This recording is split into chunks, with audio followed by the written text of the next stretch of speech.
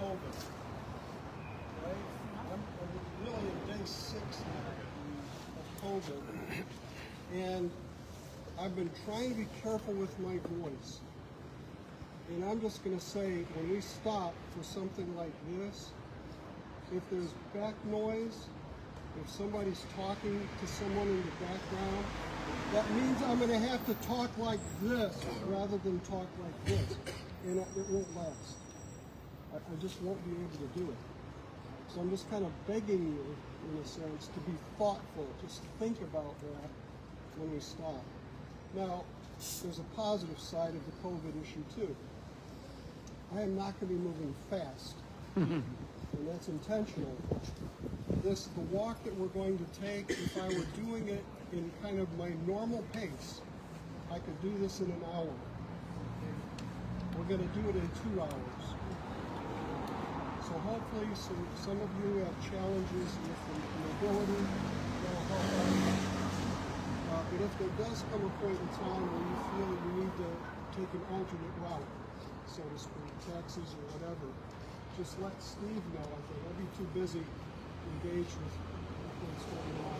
But Steve or Ken, and they can help with that. So, before we kind of head across the street to Bunhill Fields, are there any questions that surface out of your experience here that I could maybe deal with quickly? And there's one that came to me. It's a very simple question, but an interesting one. Did John wear a wig? Yes. No. No. You didn't? John never wore a wig in his life, and there was a reason for that. Wigs were expensive, and John thought, this is a stupid expense that I do not need to undertake. I can save the money I would use for wigs, and he did. He kept an account at one point in his life of what he saved by not wearing a wig and gave it to the poor. All right. I don't remember. Charles wore a wig the entirety of his life. So most of the iconography of the brothers, you see them, John's natural hair and Charles. He had a good head of hair. They had, yeah. Yeah, any other kind of questions that come out of your time here? When we saw it, there was a wig on there on a wig stand. And I said, what's doing there? No, John never wore a wig. Was that John's house or Charles's house? John's house. Okay. And one question that was asked earlier was about Susanna Wesley. Susanna Wesley died in 1742. This was built in 1778 along with the chapel. She died at the foundry. And the foundry also included quarters for traveling preachers. It was a kind of a mini hotel in some ways. Could I just ask a quick question? Does John ever sit for a portrait or a wheel, or are the paintings and statues and everything all done from people's imagination? He did actually sit for some. Okay. The Romney portrait. Steve? The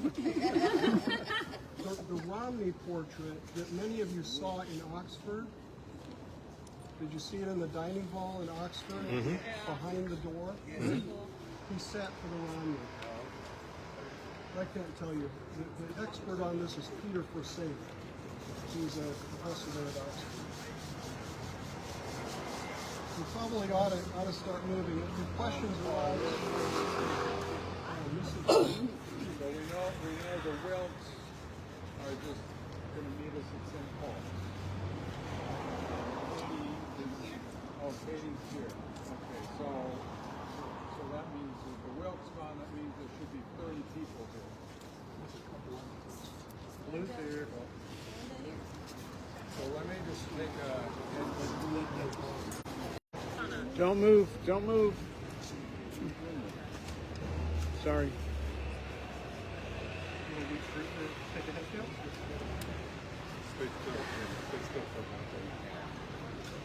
Yeah, blue's all over. Orange this year.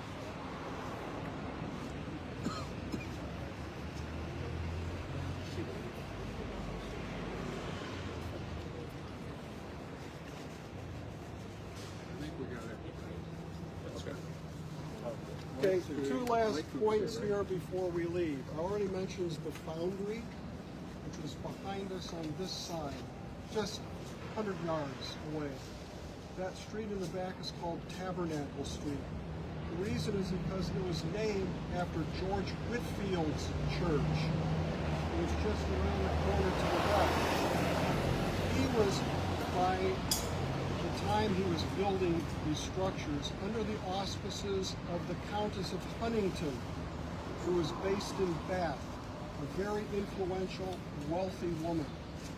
And she built many of his chapels around the country. He always called them tabernacles.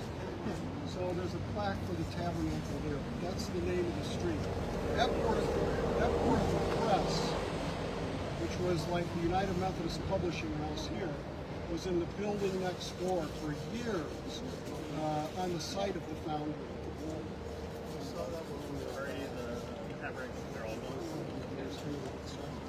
So we're going to go across the street to Bun Hill Fields.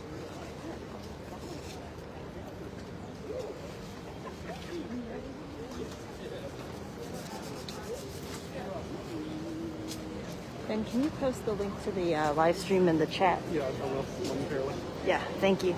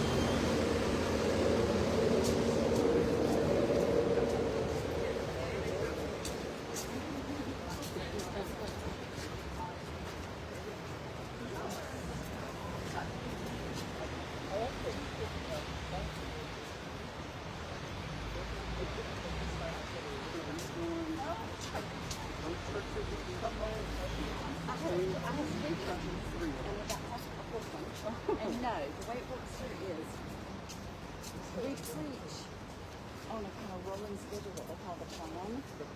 And Capital P? yeah, basically. Yeah. And so you'll preach typically, I mean, sometimes you'll do doubles, but that's fairly unusual anymore. You preach at one church each week, and there are trained local preachers who, if you're lucky, you have enough of them in the circuit to fill in the other Sundays. The problem is they're getting older and retiring and having as many millions coming along. So sometimes people have to do their own thing. And once it's over. Can you see Susanna's grave? I've seen it too, but I couldn't pick it out today. I'll point out to those of you right here around us and to everybody. So you see the second tree that's leaning just a little bit to the right? Yes. So the base of that tree, the first stone to the left, it's a little bit lighter. That's Yes. Susanna's Okay. tree. Wow. Say again? When everybody's here, I'll say.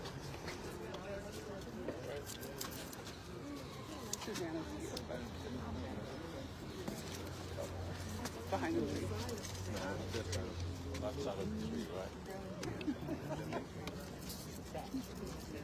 Okay, we all here? Well, this is Bun Hill Fields, and that's a derivation actually of the term Bone Hill. It's actually bone. And this is a nonconformist cemetery. In other words, non-Anglican, and therefore not consecrated ground by an Anglican priest or bishop as all other Anglican burial grounds are. It's holy, holy ground, so to speak. So there are some extremely important figures from the nonconformist tradition buried in this cemetery. The one with the tomb here on my right is John Bunyan, author of Pilgrim's Progress, one of the most famous Baptists in British history. When you were at Oxford and came down to Christ Church and entered that gateway going into the back of Christ Church, I hope you looked down there to see the inscription on the ground, which are the final words of Bunyan's Pilgrim's Progress, with a sword. That's John Bunyan. Right? John Milton is another huge nonconformist. Paradise Lost. William Blake. Those are the two, the obelisk and the stone down there.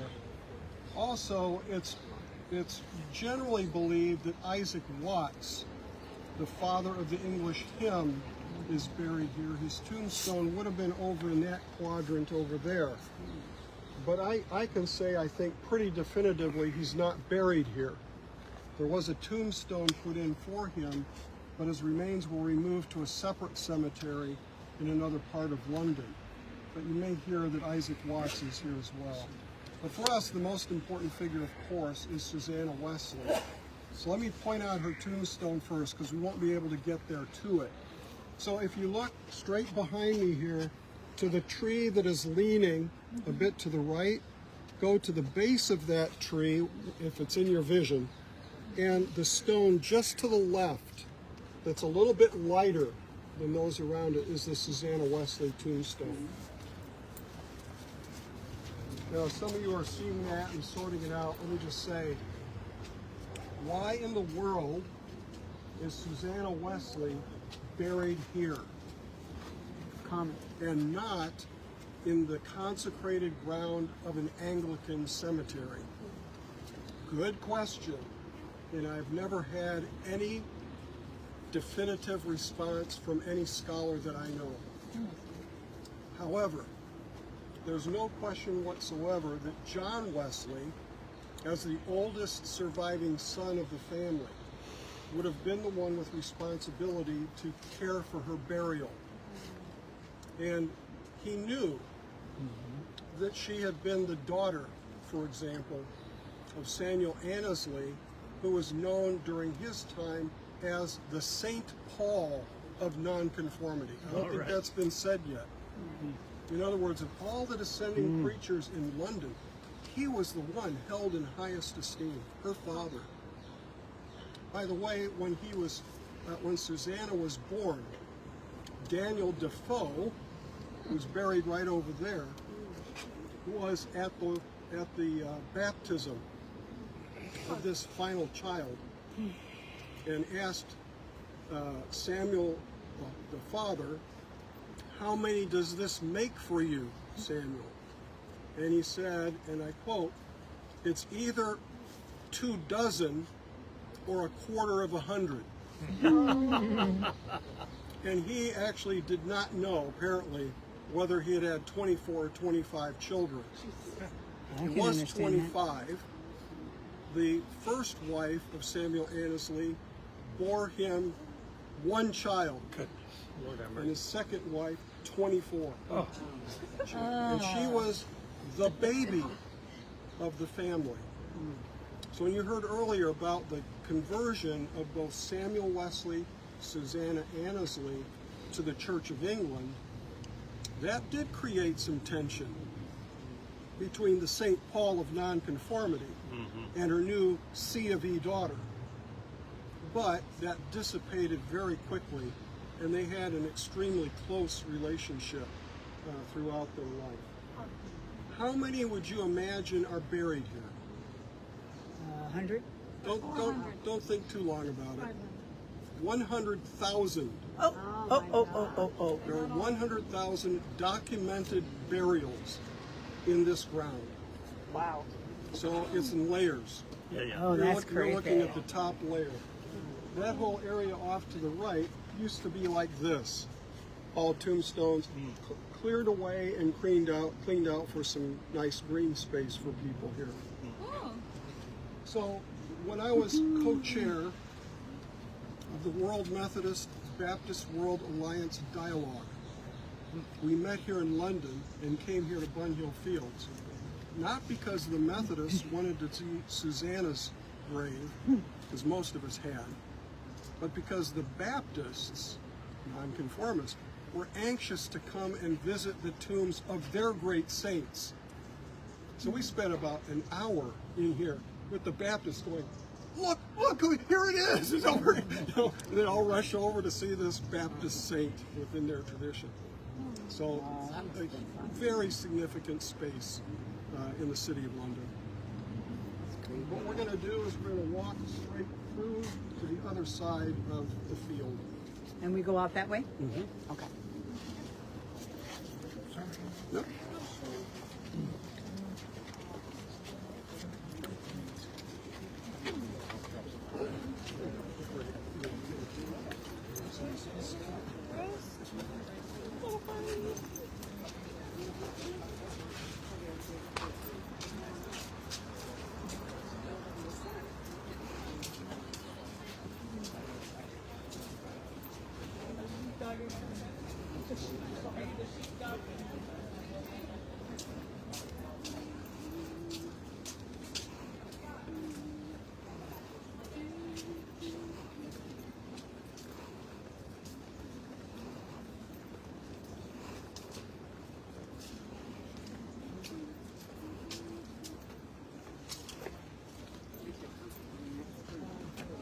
I am. Thank you.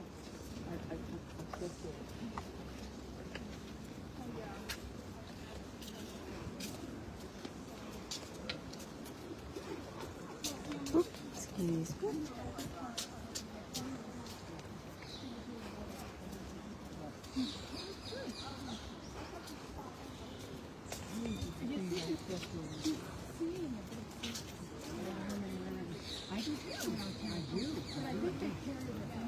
Yeah. When they get there and they and then I see kind of fashionable. Like a professional with it.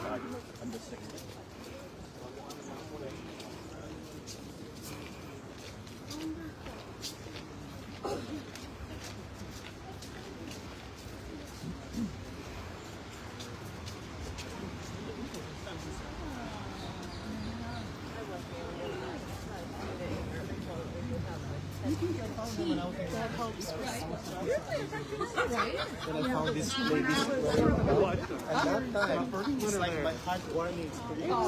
It's like 88 degrees. Oh my God. And I'm like, and the chillers are running. And I'm like, what is going on? And they're like, yeah, it just does this. And I'm like, no! What years were you there? I think 16 to 19. Okay. So I was right after Scott. Before the Okay. Tysons. And so and then like the boiler for the old building was on the flat side. Oh, I don't doubt that one And it did. was cool. Okay. We have a building manager, the guy who was kind of doing it. Not great. And it's just like nobody else is picking it up, and I'm just like, guys. Like Somebody this, needs to do this. and Francis would always try to teach me, Ben, you always fix it. They'll never know it's broken, and they won't ever do it. And I get that. But sometimes I think something like that. I know. Sometimes it's like, okay, y'all, let's just get rid of it. So I kind of led the charge and worked really closely with our HVAC guy to That's hysterical. get some of it. At least it's better when I left. It's still a little bit. It's just like the boiler, like that boiler. You can't parts for it anymore. No. Well, Scott's been at Goodyear all these years. Some of their machines are so old that there are no replacement parts for them anymore. And I'm like, so what do you do? And he says, oh, well, you know, and I do this and I do this and blah, blah, blah. And I'm like, Well, it's interesting to see how it's changed now, but even into the next few years, of course, you either have to find or make the CAD files and everything. yeah. Oh my gosh, yeah. Where'd you go in the past? We were both at the for. Oh, I think I just did it.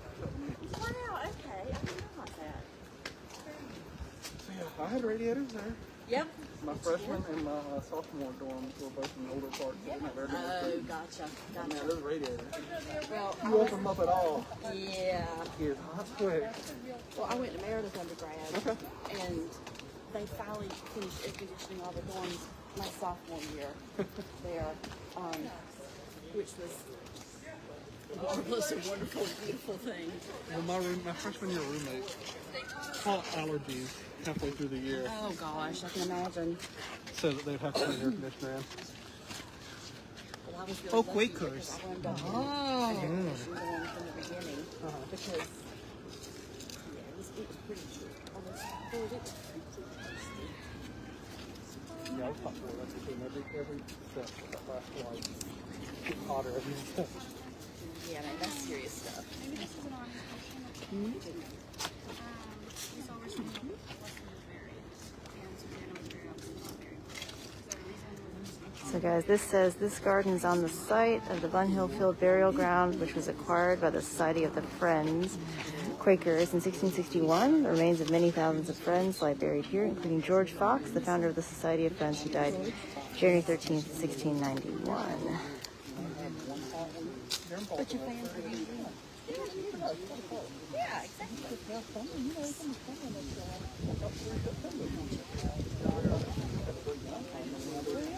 They never. So what was Yeah, yeah. I think the campus and stuff on Monday morning. When we were there, they were like, oh, the grid, Yeah, yeah. and I guess they figured out it was cheaper. I was gonna say,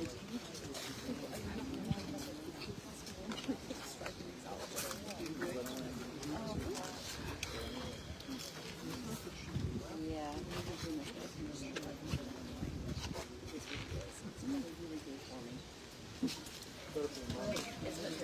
So here we are at Quaker Gardens and the burial place of George Fox, the founder of the, note the name, Society of Friends. Oh. So there are a lot of, I think it says hundreds or thousands of Quakers that are buried here as well. Whenever I stop here, I want to say it's important for us to remember that Margaret Fell, the spouse of George Fox, was just as significant in the founding of the Society of Friends as her husband, George. He got all the credit. Margaret got no credit. But in 1666, it was a big year in London in particular with the fire. But in 1666, she published a small tract entitled Women's Speaking Justified. It's the first document in the English language produced by a woman in defense of women in ministry, and was the template for all Methodist defenses of women in ministry.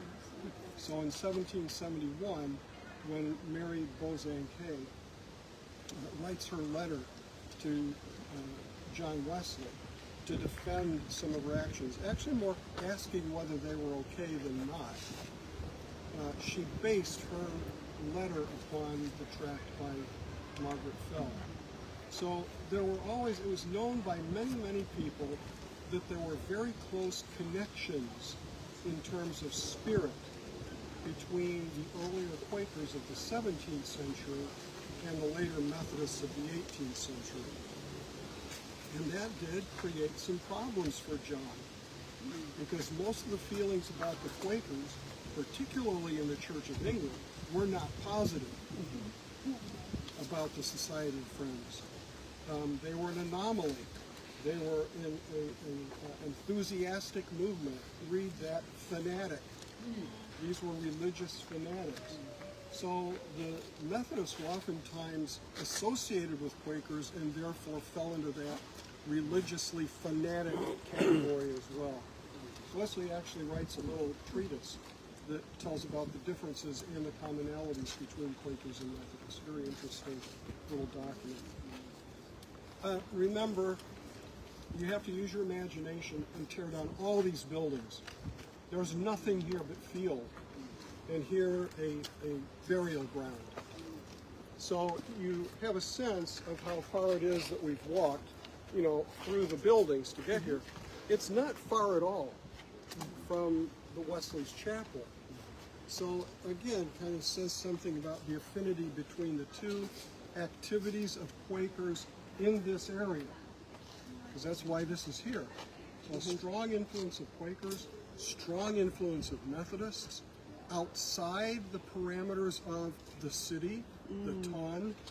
You know, put all that together, begins to paint a portrait of things. As we came by these buildings behind us here now to the left, you may have noticed, maybe not, the distinctively low country European architecture. If you've ever been in Amsterdam or in Antwerp, you'll see a lot of architecture like that, because this was an immigration zone. And the Wesleys were amazing proponents of and assisting to immigrants. This was a huge part of the ministry of the early Methodist movement.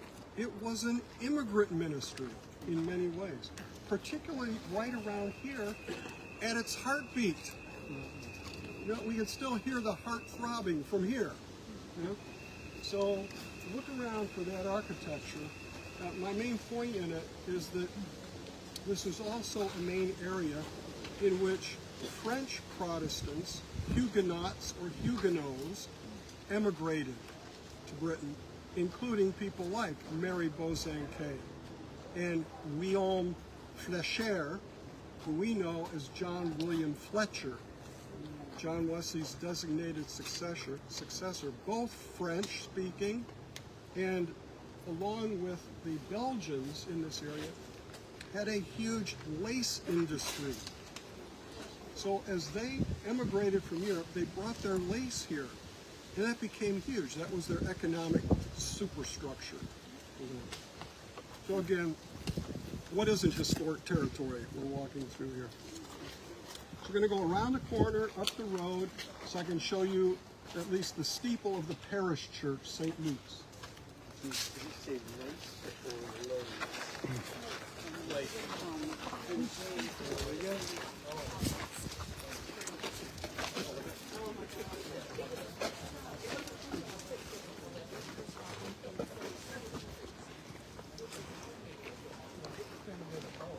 You guys couldn't hear when I was spinning around to give you a sense of the Quaker space we were just in.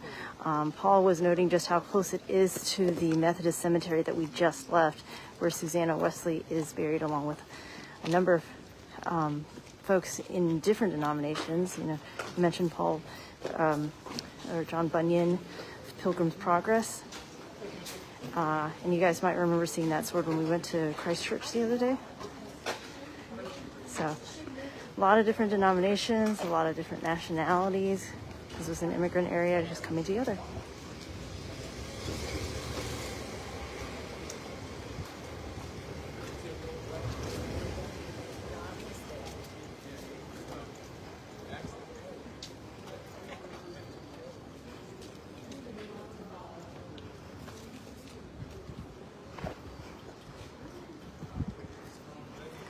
Don't forget, if you have any questions, put them in the comments. I should see them pop up and I can ask them. Or comments of Facebook Live.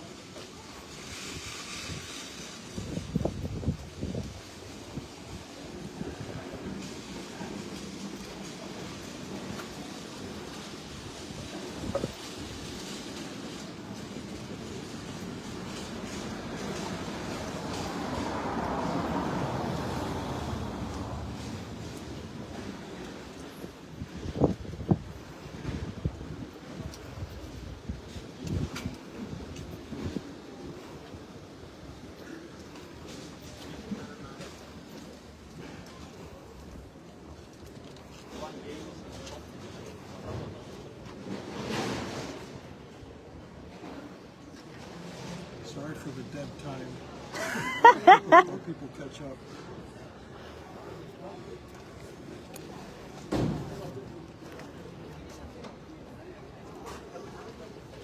Feel free to stay in the shade if you want to.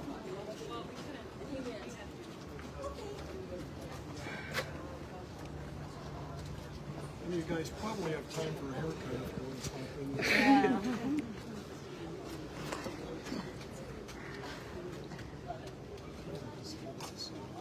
Okay, I want to make sure that everybody can get close to here. For those of you who are here, if you look right through that little gap in the trees, you'll see a steeple. That's as close as we're going to get to St. Luke's Church. But that's the steeple. Sorry for the fast zoom, guys, but there it is. And of course, you'll get pictures coming soon too. Ben is sending you I one. can say, kind of incidentally here, one of the things I love about this walk is that oftentimes we've done it on market day. And the street we're moving on to here is filled with all kind of stuff. And it's also a signal of how international this area is. Yeah. Just all international food. It's phenomenal. The smells through this street, just wild. Okay. I said earlier, the reason we're stopping here quite simply is to locate the home church of the Wesleys, Church of England, Parish Church, during their time at Wesley's Chapel.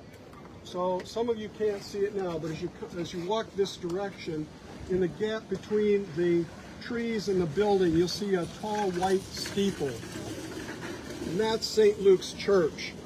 Now, there's no need really to walk down there because that church was entirely demolished in the Second World War by bombing.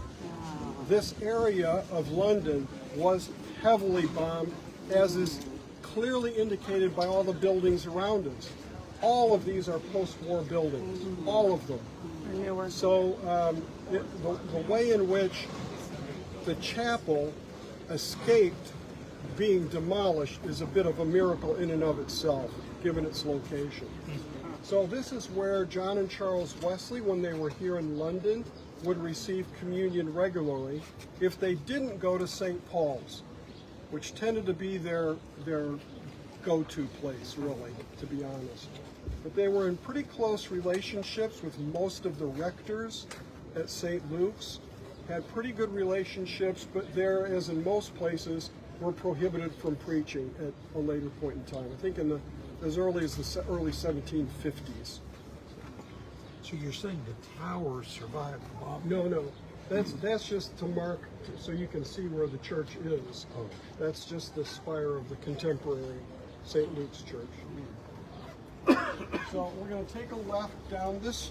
We're going to take a left down this street, and there's not much to point out along the way until we get over into Aldersgate Street, and Charterhouse is where we're going.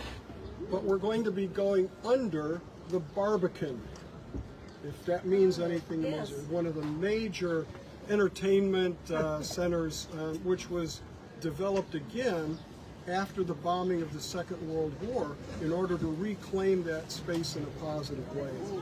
Totally demolished this whole area.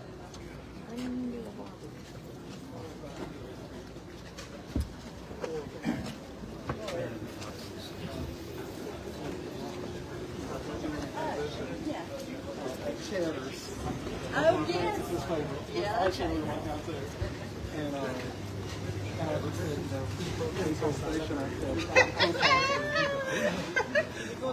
I get a picture of it. I'm like, all right, you don't want to go home together. Y'all have fun with that. Yeah, I never understood that at all. I know. Not my relationship. Not So Paul mentioned how there's a lot of food from different places here. You can see there's a Vietnamese restaurant we're passing. I will also say it smells amazing. Got some pigeons.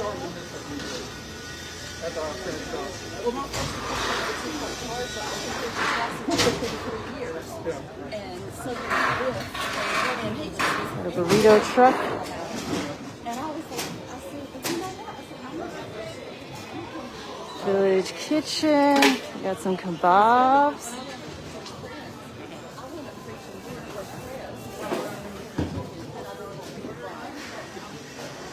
Pizza. And tapioca wraps. That's kind of interesting. and I'll tell you something funny. Several of those people are not talking about. They said, I'm used to it with me all the time, blah, blah, blah, blah, blah. And I just laughed. I'm like, that was not on purpose. I was trying to do that. It's what it is. Excuse me. Got some Taiwanese bubble tea.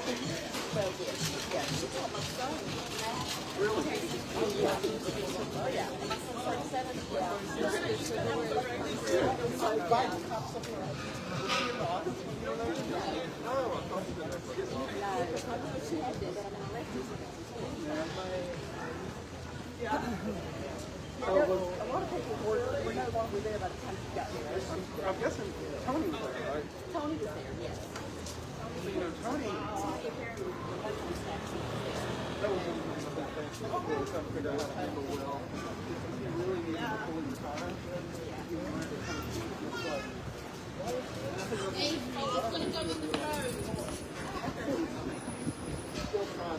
Sorry, kids with a soccer ball. Just wanted to make sure it didn't run out in the road, or that they didn't run out in the road.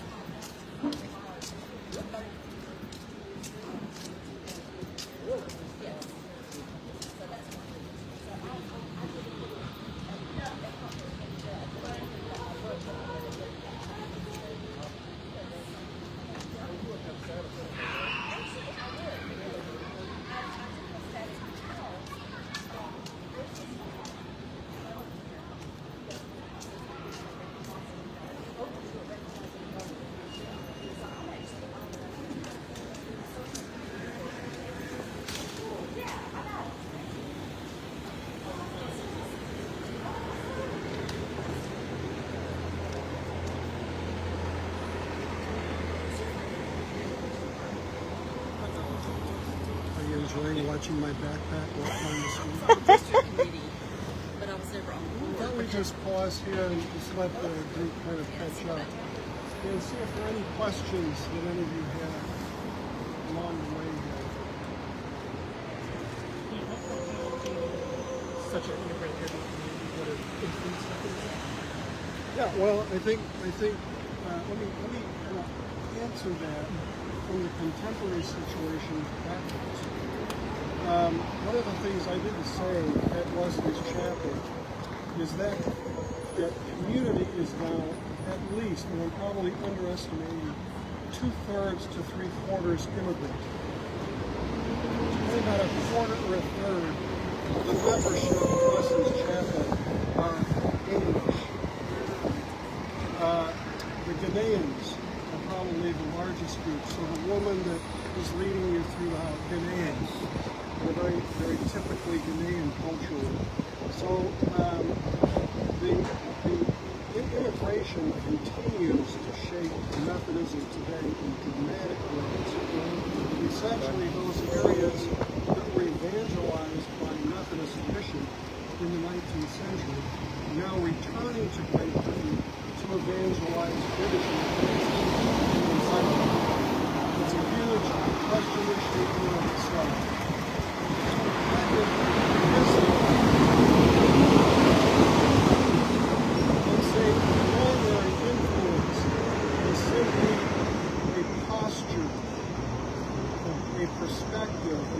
attitude about openness. About being open in the sense of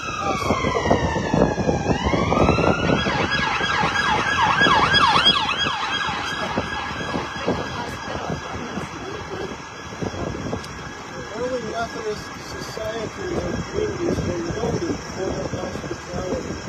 So they provided a welcome to people who were different, to the other, and that cultivated this posture and spirit of openness. I think really more than individual traditions that we brought in from outside, more than anything else, I think it created a spirit of openness. And that's monumental, even today.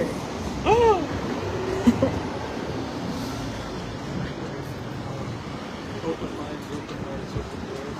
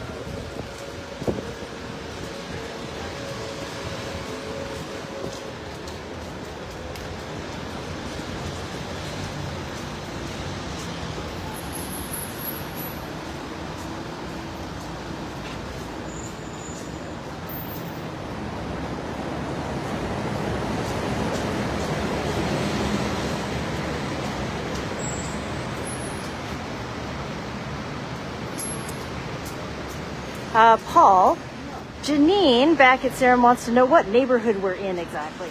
We're doing basically what's known as the borough of Islington. I-S-L-A-N-G-T-O-N. Okay. There's multiple boroughs.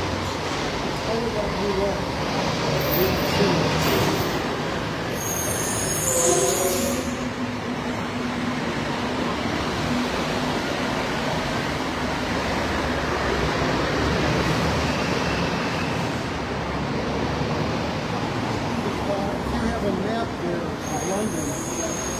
Just look up the Barbican. We're literally right underneath it. Wow. What does Barbican mean? Not sure the origin of that.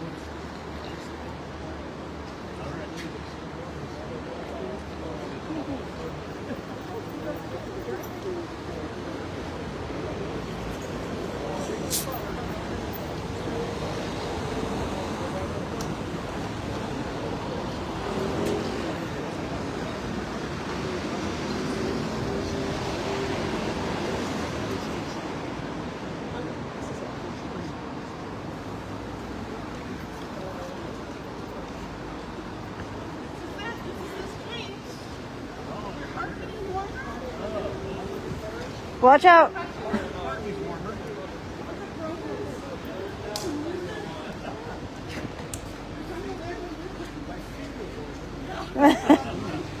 Strangely? Are they strangely?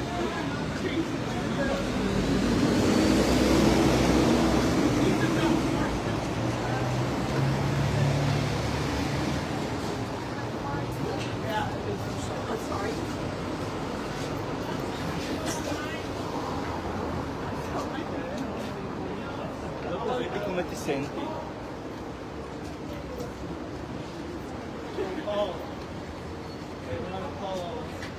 Not everybody made it across the street. Yeah, I didn't think we all made it. I will grab a drink.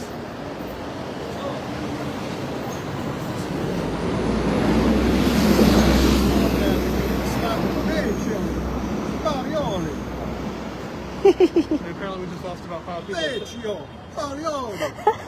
Apparently we just lost about 5 people to Tesco too, so.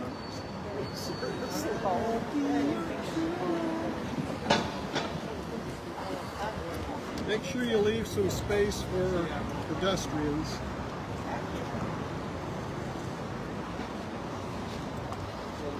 So, as I'm sure many of you noticed, if not all of you, we're on Aldersgate Street.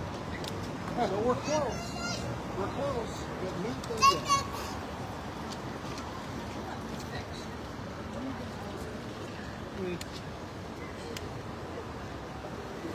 It's done. It's Vecchio.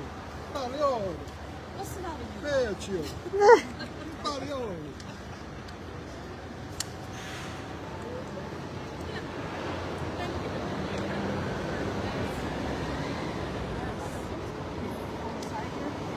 I have a feature for you. Cannot reveal.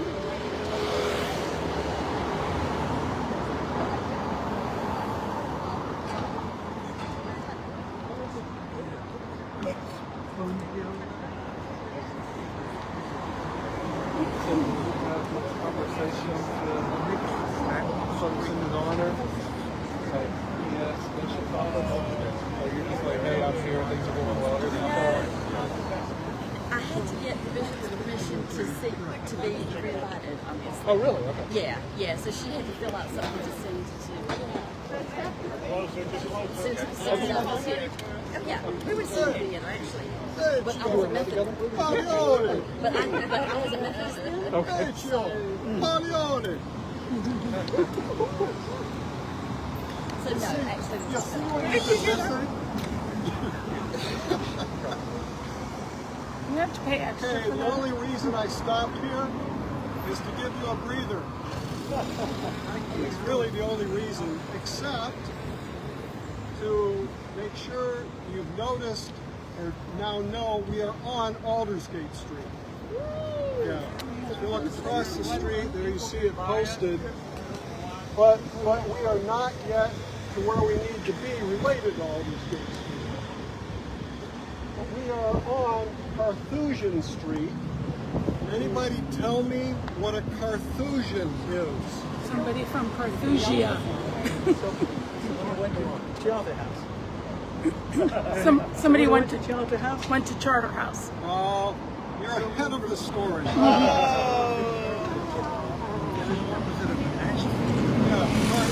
Carthusian order was a monastic order. So that signals to you that this was a central monastic area. The Carthusian tradition was very strong here, and in fact was the establishment into which Charterhouse, the school where John Wesley went to grammar school, that we're going to see in a minute. That's where this is located. Gives me an opportunity to say that the typical pattern in an educated family,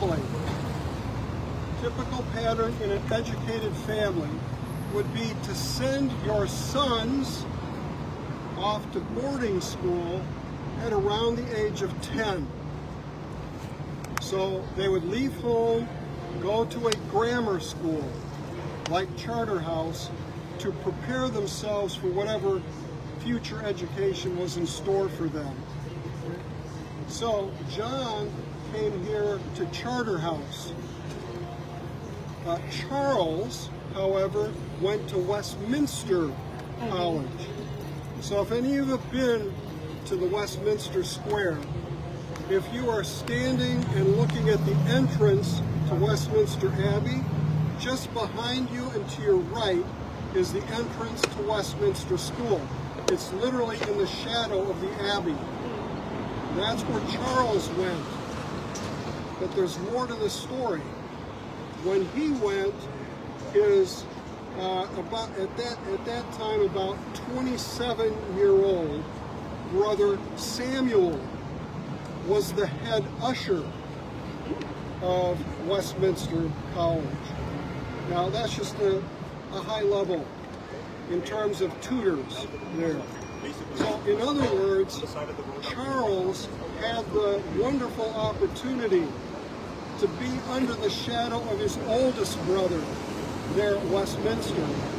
And that time bonded Samuel Jr. and Charles as brothers in a way that never happened between John and Charles. Charles was always closer to his older brother Samuel. And in many ways, they were the same in terms of their churchmanship. They had the same attitudes about the Church of England, whereas they were tightly connected with it. So whereas Charles Wesley demanded that when he died, he be buried in a consecrated ground cemetery of the Anglican Church. So he's buried at Marylebone Church in the consecrated burial ground. John put me right here. He didn't care about those things.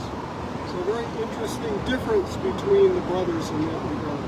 We're just going to go around the corner to Charterhouse.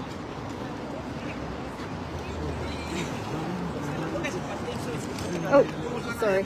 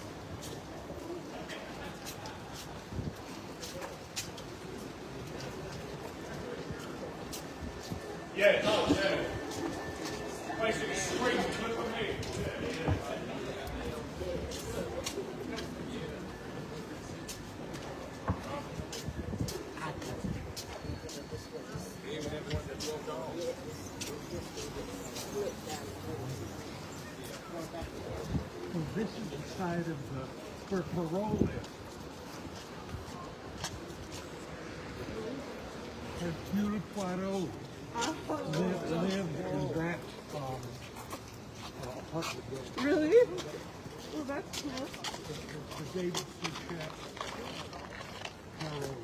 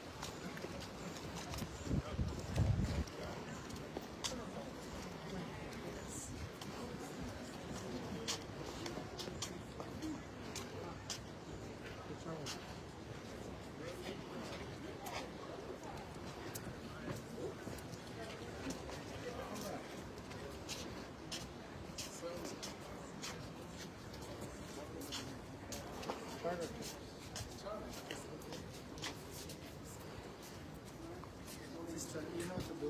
What?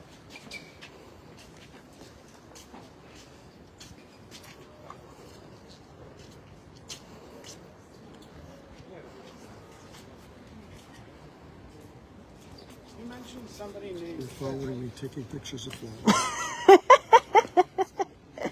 You mentioned somebody named Margaret Fell. Margaret Feld. Was she related to the diplomat Feld who built a corner of the Oxford University courtyard square? I don't know, but I would tend to not think so. Just because of the origins.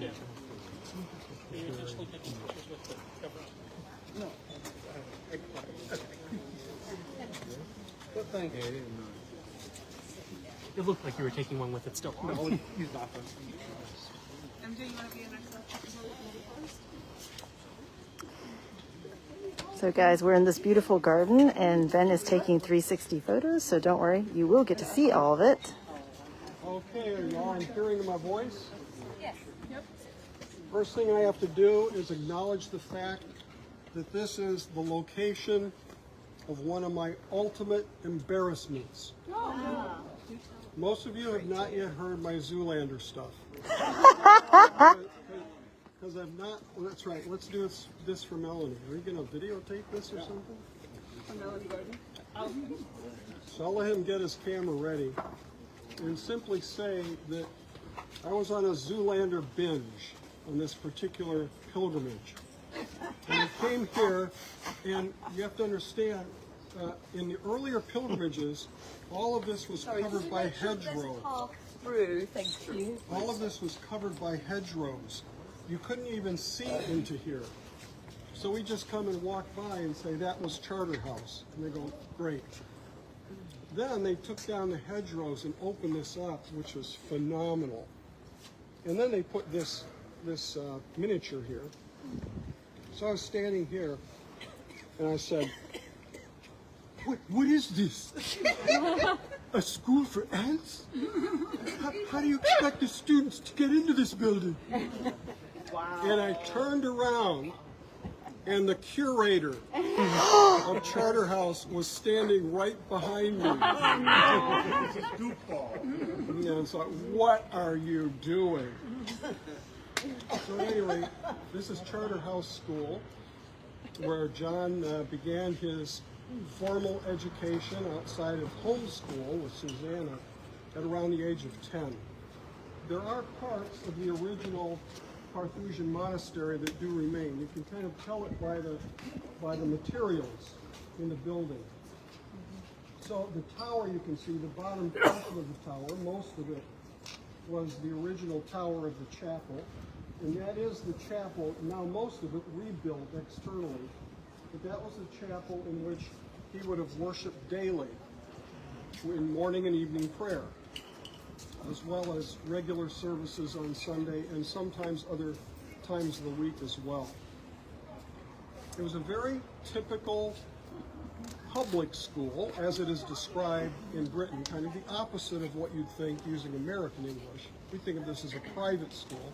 This is what a public school, where you pay tuition and you're boarded.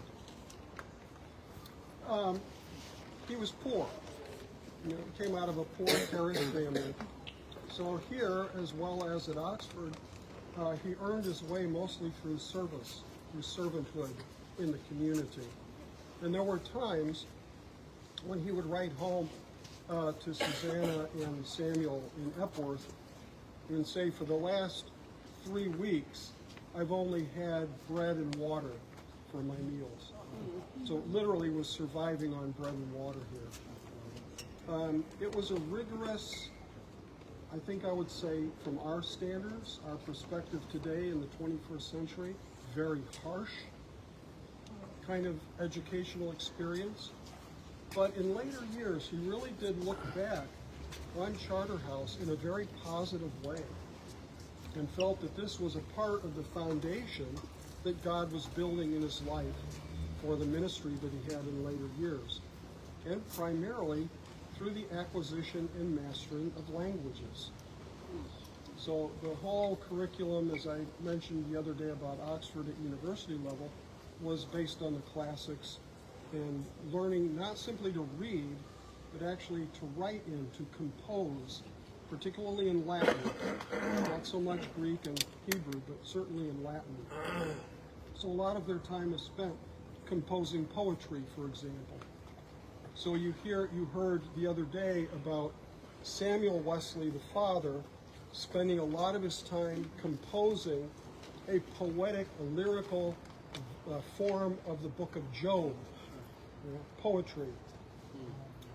Not unusual, folks. I mean, this came right out of their grammar school and university training. But you dedicate it to the Queen, and you get something for that, and he did.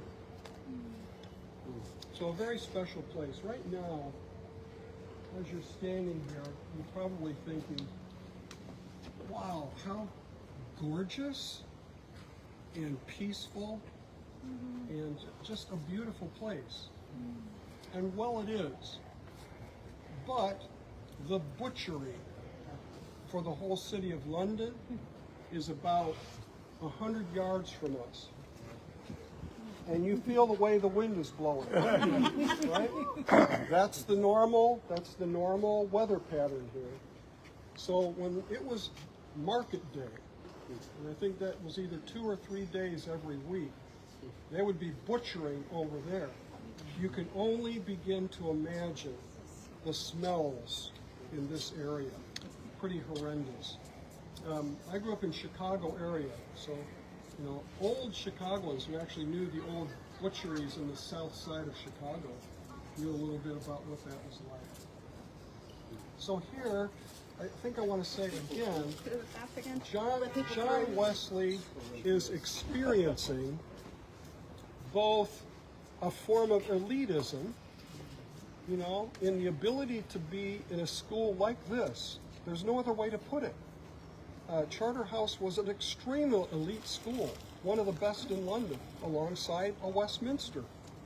So the boys, they're going to I keep using the expression, but I think it's the right one, top 1%. They're the top 1%. But they were experiencing some aspects of life that a lot in the top 1% wouldn't even get close to. So he was a part of this and smelled it and was in it and around it, and it went through him like our pilgrimage, going through us. It's really pleasant here, so it might not be a bad place for me to field a few questions. I think I have to check my time kind of closely. 3:07. I think we have time to do it. Yeah, just after 3. I think we're in good shape. I should be able to get you to St. Paul's by 4. So any questions keep popping up? What is this now today? That's a good question. Wasn't it a hospital at some point, Steve? I do not believe that it's an educational institution. It may be an elder care facility, something like that. That's what's kind of sticking in my mind, but I can't say with certainty what Charterhouse is today. I guess I said that. Over the years of the Holy Club again, approximately, Holy Club for the Wesleys. The years. Oh, the years. Holy Club 1729 to early 1730s. So not a long period of time, 5-ish, at least 5 years. And did it go on beyond them? It did. It went on beyond the presence of the Wesleys here. It may just be a museum. It could be. I may be thinking about things that it has done beyond being a school. It may just be the museum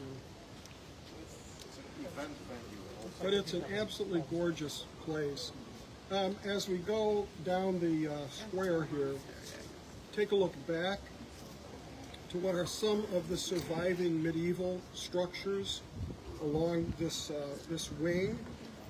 And it's probably in that wing that John stayed at some point of time.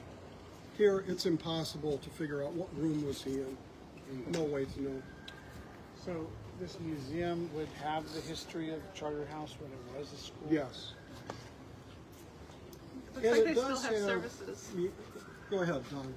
Or who is that back? Oh, I'm just finding online. It looks like they still have chapel services. There is a really nice bust of John Wesley here inside. And if there were a member of staff that you wanted to usher us in, you all come in and see Russell Wesley. No time for that. Anything else at all? Oh, there's a senior living too. Yeah, senior living. Wow. John and Charles, John would appreciate that. In my house tour, the tour guide said that Wesley was popular with the ladies, which you can tell me about that. But now I'm also curious how, I guess, influential or widely known was he? Was he like a little celebrity, or was it just like, oh, that's Wesley, he's a little neurotic? Yeah, I'm happy to tackle both of those. Thank you. The last one first. Okay. Yes, John Wesley was an absolute celebrity. So everybody knew him on the street. Absolutely. Okay.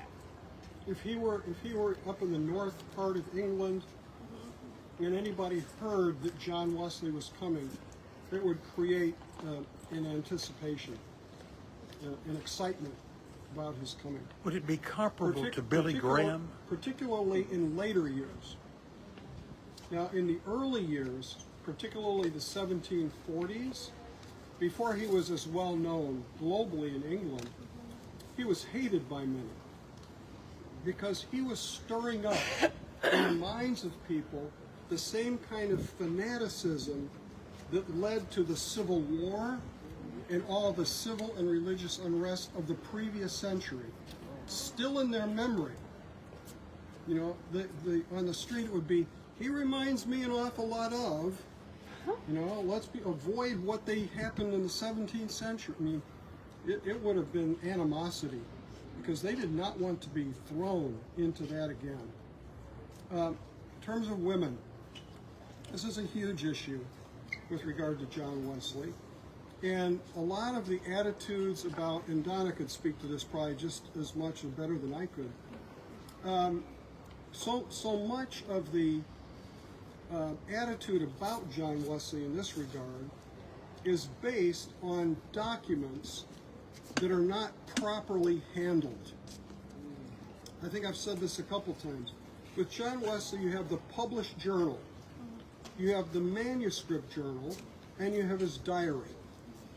Now, in order to really do, I'll say, a psychoanalysis, which is hard at best with a dead subject, you know, in order to do that, you have to go to the diaries, not to the journal that he published as his persona to the world, right? So that's a problem. Secondly, we were talking about this at lunch, Jim. Yeah. There have been a number of scholars in the later 20th century who took a lot of late 20th century ideas and concerns and issues and superimposed them on an 18th century figure. And I'll just illustrate the same illustration I used with Jim.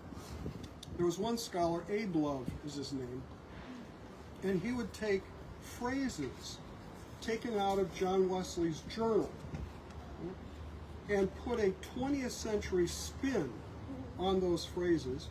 And my favorite one was a statement John oftentimes used with an engagement with a female, with a woman.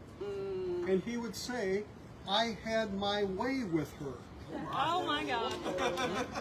I had my way with her. So Abe Love's spin on that is all sexual. It's all sexual innuendo. And that was a phrase commonly used in the 18th century to mean I was persuasive. You know, she agreed with me in the end. You see, I had my way with her. So taking 18th century language, idioms, etc., and simply with any conscious effort spinning 20th or 21st century meanings onto those is the worst scholarship I can imagine. Now, that's not to say that John Wesley did not have a special connection with women as opposed to men. There's no question about that. He was drawn to women, I think, more naturally. Whether you agree with this conclusion or not, it's Wesley's I'm going to share. Wesley believed that women were more naturally spiritual than men. That's an 18th century conception, by the way. But he bought that. And he found that to be true with regard to many of the women. So he had his major correspondence was with women. There's a much greater preponderance of correspondence, letters exchanged with women than men among Wesley. So what's going on there? And again, I would just say caution needs to be used in that kind of a situation, and not to spin too much psychology around that, because you don't have a clinical subject that you're talking to and interviewing in a controlled clinical setting. All you have is the record of a life. So there's a lot of innuendo about Wesley. There were a lot of exclusively female societies, and that raised questions among a lot of people during his time. There was also a lot of pamphlet opposition to Methodism that exploited the high level of female involvement in the movement. I don't think I've shared the statistic with you, but within early Methodism, the general dynamic of men to women, I should say women to men, was 2 to 1. But there were twice as many women in the movement as men. So you could see how that would get spun, especially by opponents. You see what's going on here, don't you? You know, this womanizer Wesley, etc., etc. But when you dig deep into the evidence, like the diaries and the correspondence of Wesley, here's my conclusion. What you find is an extremely profound, deep relationship with women related to religious concerns. A lot of the questions that came to Wesley about faith and Christian life, etc., discipleship, came from women, not from men. So he was responding to that, and there was a deep relationship he had with those women. Do you think that? Sorry, everyone. No, I'm very interested. No, this is good stuff, and I'm going to give Donna a moment in a second to respond to. Do you think a lot of that was seeing his mother be? I mean, actually, I don't want to say that. Do it. Well, it seems to me that she taught him more than his father did about the Christian life, and I think you've alluded to that, but saying it out loud feels a little weird. And so he would feel a special connection with women because he saw their role within the life of the family as vital to creating, Absolutely. forming Christians for the future of the church. I don't think there's any question whatsoever that Susanna has an extremely critical influence on all of her children, but John in particular, and related to the fire, and all of that. So there's a special connection there that in some ways I think does get translated into relationships with women in general. But I also think we need to be careful to push that too far without any real concrete evidence. Donna is a specialist, as I think you know, on early Methodist women. And I'm very proud of her in that regard. And I don't want to leave the door unopened for you to share whatever you'd like to, if you have anything to share. Or disagree with me. Well, no, I was listening to all of that, and when you said that about the family, that was the first comment I was going to make, is that for the first few years of his life, those very formative years, he was surrounded by his mother and sisters. And I don't think you can, forget the impact that would have had. Yeah. And he would have been, a little fella listening to her, watching her in her kitchen conversations, leading worship, sharing these sermons and all of this, that would make a profound impact on him. So he never, ever underestimated the fact that women could be religiously astute, or that their spirituality was deep, or any of that sort of thing, because he knew from the time he was, you know, a baby, that this was the way things were. And so if you read, again, going back to the correspondence, if you read his letters with his mother, his letters with his sisters, his letters with all these women, and he wrote a ton of letters back and forth with these women, you get a sense in which he's able to be more kind of himself than the rock star that he is with men.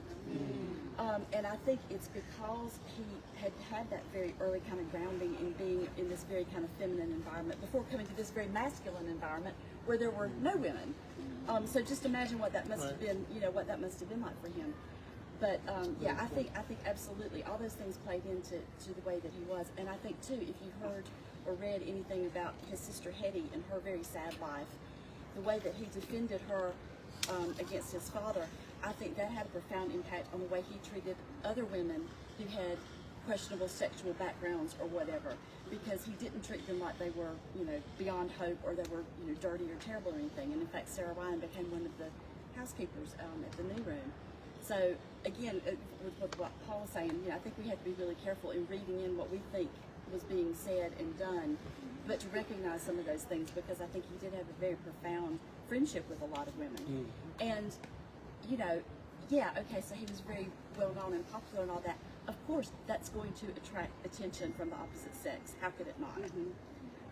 And so, you know, I think that plus that whole thing of, you know, the opponents wanting to blow everything out of proportion and make it sound like, oh, those Methodists, you know how they are. Yeah, we're really not. Yeah, thank you, Donna. I think we better move on. I'm looking at the clock pretty closely. Sorry. No, that's fine. I'm more than happy to answer questions.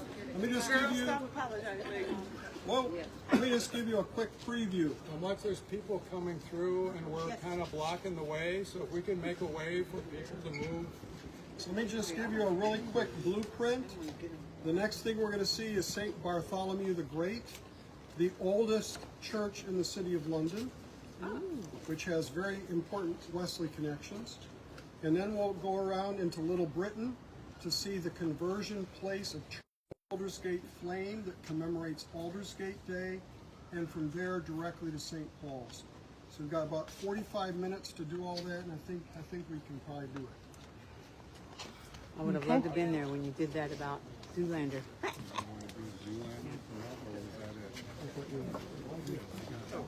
That was, what's the guy who did Paul, we have a question from Martin about the bust of John Wesley that you mentioned. He asked, is there a death mask as well? Yes. And you'll have to tell me what a death mask is, because I don't actually know. Yeah, it was very typical practice in the 18th century to create a plaster death mask after a person had died. It was simply a way to kind of commemorate them and keep their image alive even though they are now dead. So yes, there is a death mask for John Wesley, and I believe I'm right in saying that it's at the Methodist Archives and Research Center in Manchester, at Rylands Library. But I'm not actually certain where that death mask is. You looked at Juno Russell for a while, wasn't it? I feel like I saw it. A replica. Okay. A replica was there.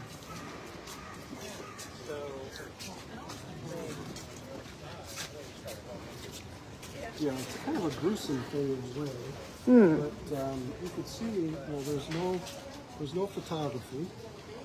Yeah. So you don't have pictures from a funeral or anything like that. But you have a death mask of the person's face. That's a pretty, tangible thing.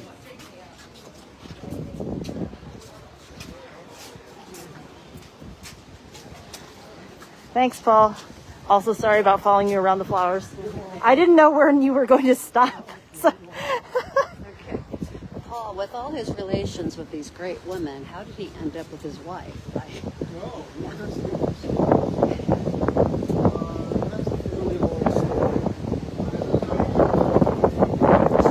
Definitely. Put that away at the back of my hand and see if I can get to it. So maybe not even today, but before the end of the film.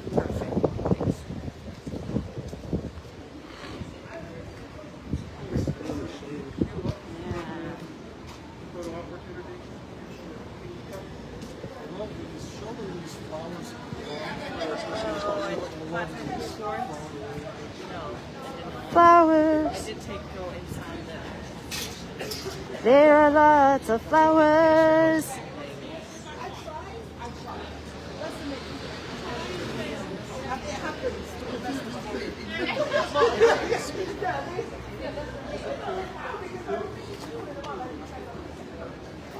No problem, Martin. Martin, Janine, keep those questions coming.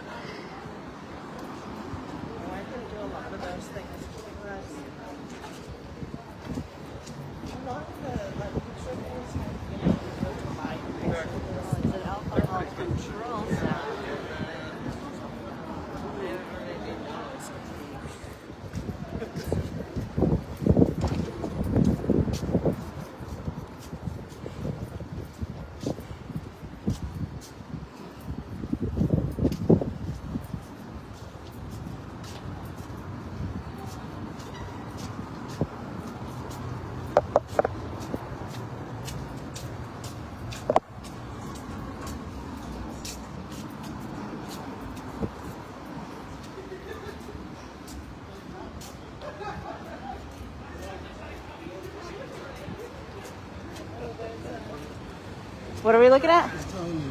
I love this complex right here. It's like one. Oh my gosh. Oh, it's so thin. It's like a one. Oh, I hadn't seen that. Is your battery listed? It's creative architecture. So what he was showing you. If you all just want to kind of pass this back, these houses mark the boundary of the city of London. Pass back the these mark. Yeah, the city of London is this way. So this is where the slaughtering house was, the killing fields. Okay. Outside the boundary of the city. No.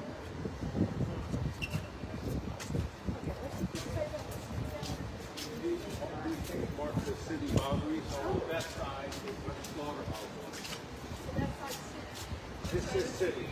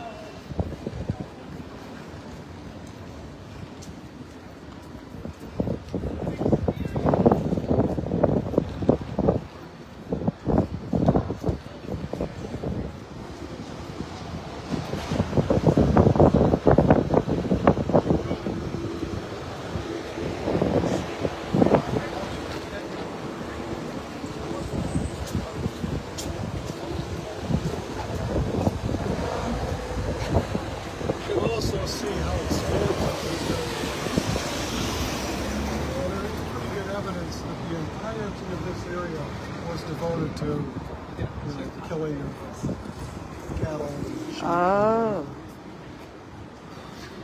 And this building is late Victorian. It's late 19th century. And nothing was here but field. Wow.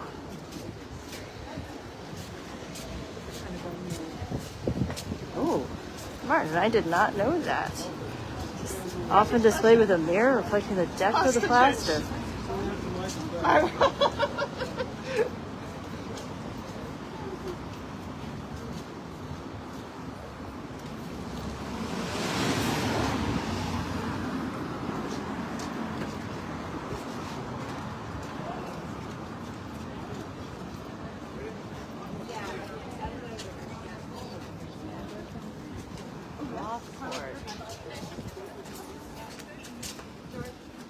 Ethically sour.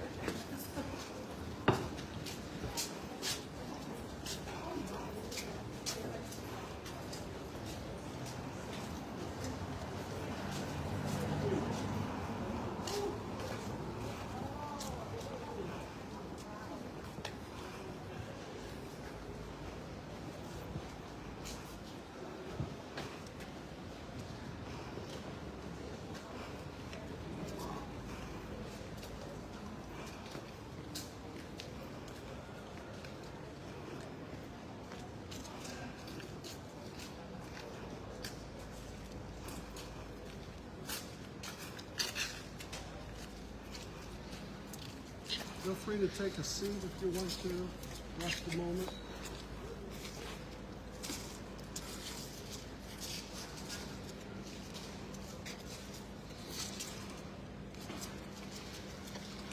So this is the Priory Church of St. Bartholomew the Great, which is the oldest church in the city of London. I don't know the exact dates, but I think it goes back to the 9th century, early 9th century, so 800s or so. Wow. Which denomination? Church of England, well, Catholic. Catholic. Catholic, and it was Benedictine in its foundation, which is why it's called Priory. That's what I thought. This is the church, guys. And then Anglican as of, the 1530s with the Reformation. I have one more question that's really short. Okay, so what type of rock is on this building? So it's also back at Sarah. Yes. Do you happen to know? Oh, there's a, I did it one time. There's a special architectural term for that style of creating the wall aesthetically. Usually it's shell that they use. I don't think that's shell. I think it's a kind of a stone. I just think it's a guess. I don't remember the term that's used for that form. It's a kind of stucco. Stucco plus shell or stone. Okay.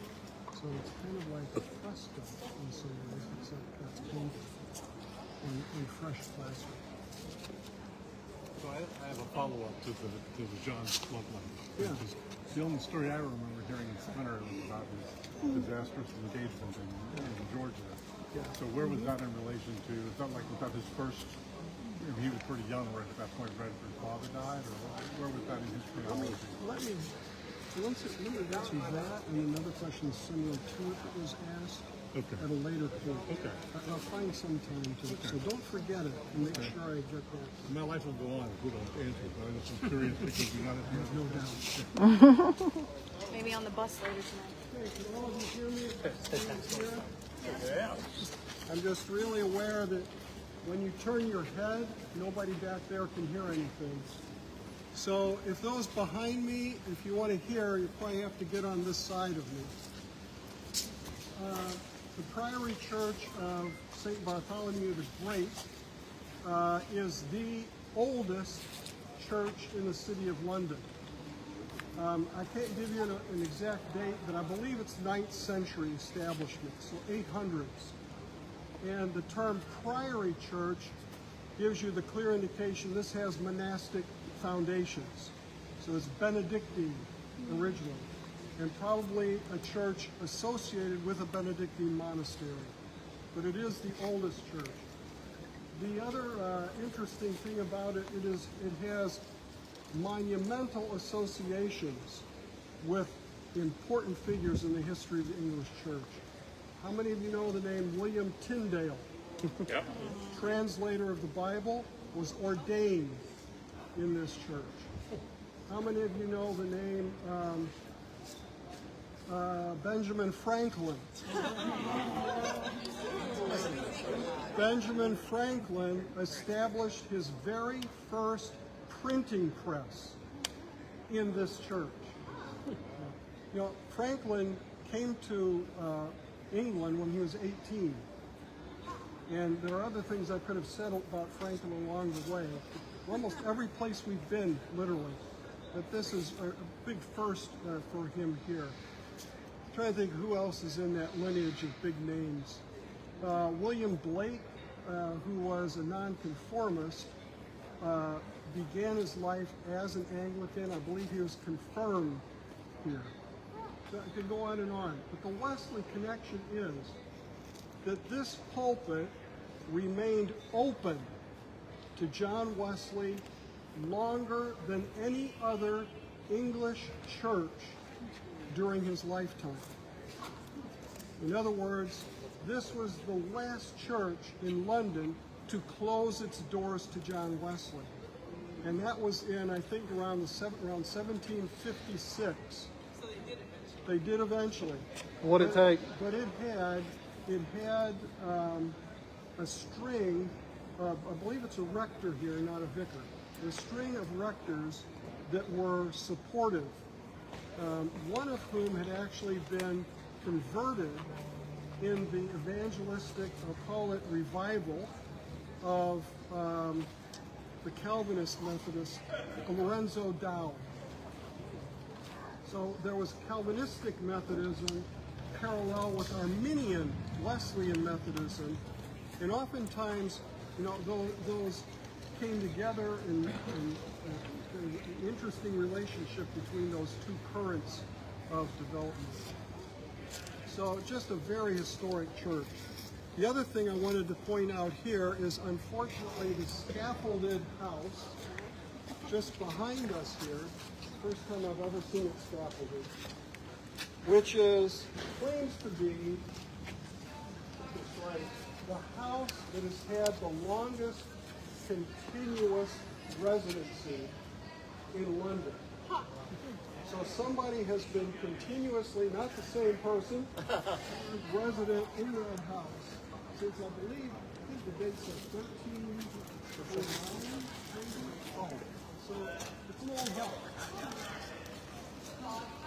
Before we go out there, it's probably good to say a lot of things, everybody here before we separate it out again.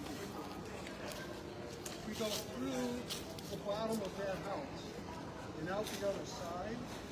And on the other side of that, similar to the slaughterhouse behind us, is where most of the executions took place in England. It was originally a jousting field. So in the medieval world, this is where they had their sport, their jousting. Then later became the place of execution. And probably the person you would know better than any other executed out there in a plaque to talk about it was William Wallace. William Wallace. What's in your wallet? So William Wallace was executed just out there. And then we'll turn around the corner and go down into Little Britain. William Wallace. Regretting the William Wallace now.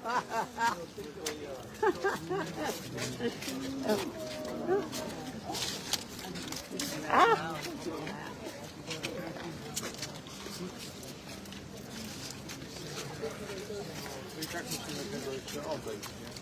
So, Carrie, fun fact, Martin, I guess, is into what churches are made of, and he says a lot of the stones are agates or chert, which is a deposit found in limestones.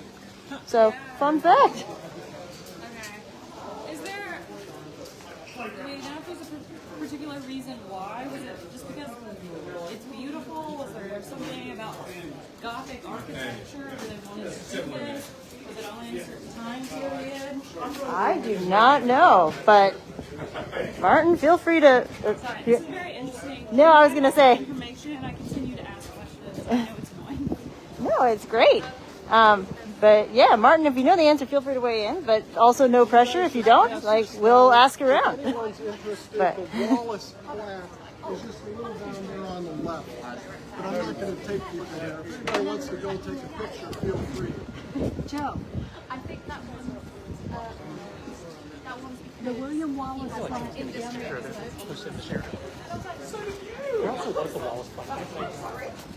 I'm going to follow Joe. Just find the William Wallace plaque. And then we will rejoin Paul.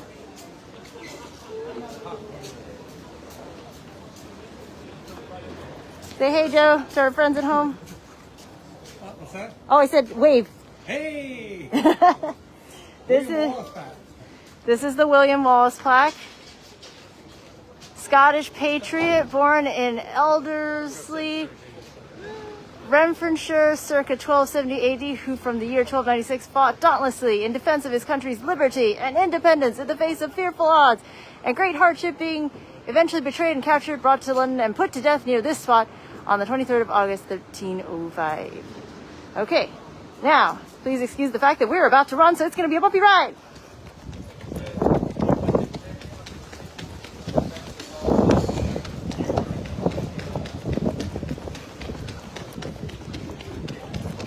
Ha ha ha.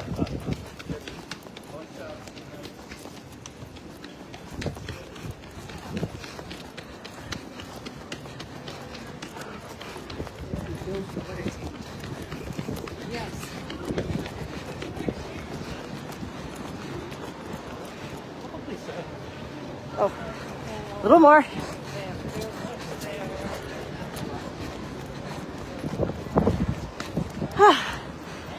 And thus ends the bumpy ride.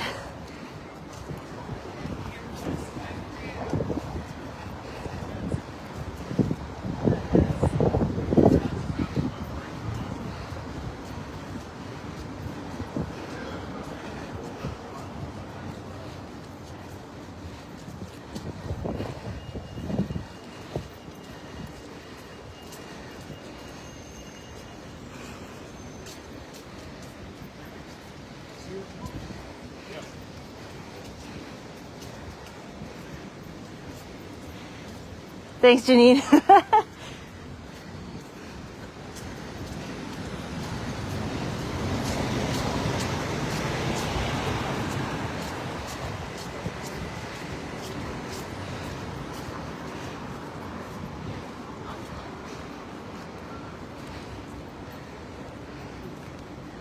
And I realised all of that. But I've wanted to try to track.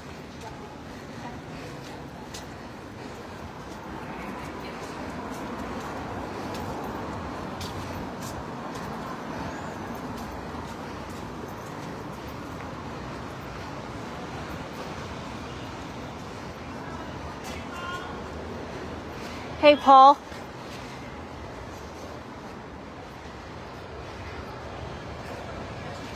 Steve knows when to bring them. He says Steve knows where to bring them. So you won't get lost. Sorry for the yelling, guys. So this is, we're stopping here in it's called Little Britain, to see the commemorative plaque about Charles Wesley's conversion at the home of John Bray. So it simply says, adjoining this site stood the house of John Bray, scene of Charles Wesley's evangelical conversion, 21st May, 1738. So 3 days prior to the conversion of John Wesley. Wow.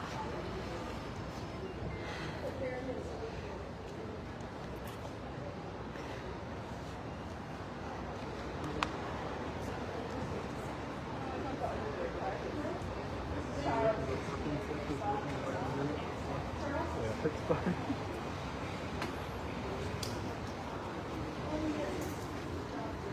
on down this way. You can stay here in the parking lot. Excuse me. Oh, sorry.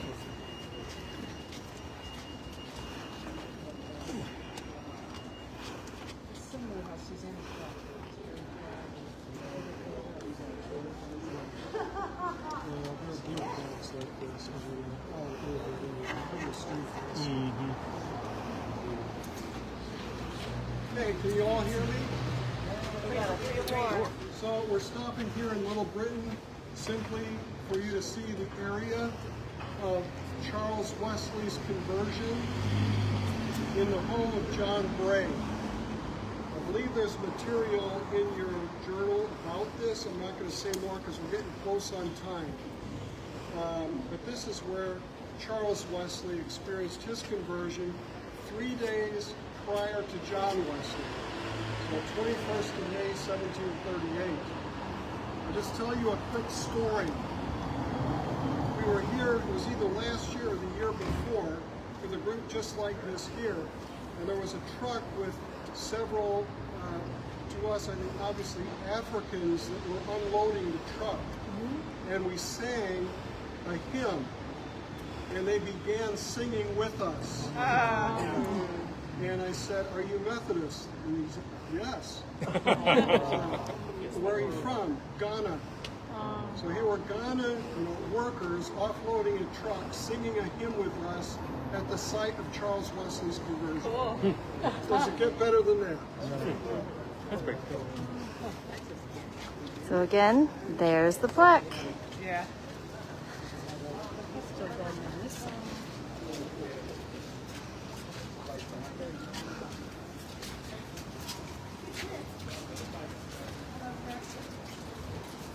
Oh, what the hey. Here's a close view of the plaque.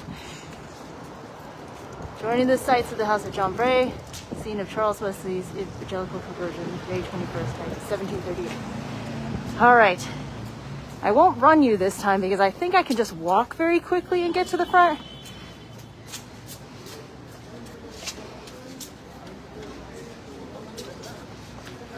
But I don't take care of it.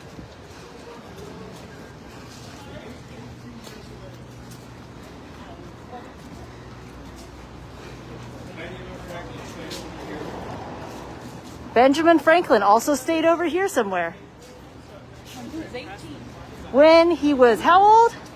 18. Thanks, Patricia.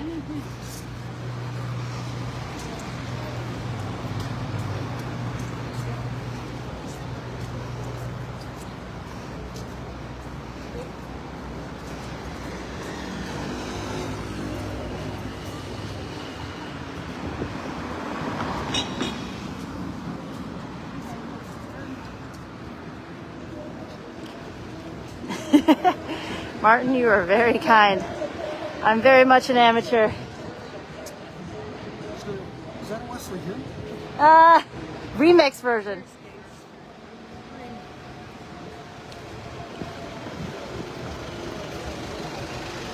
Oh, there's Peach Street again.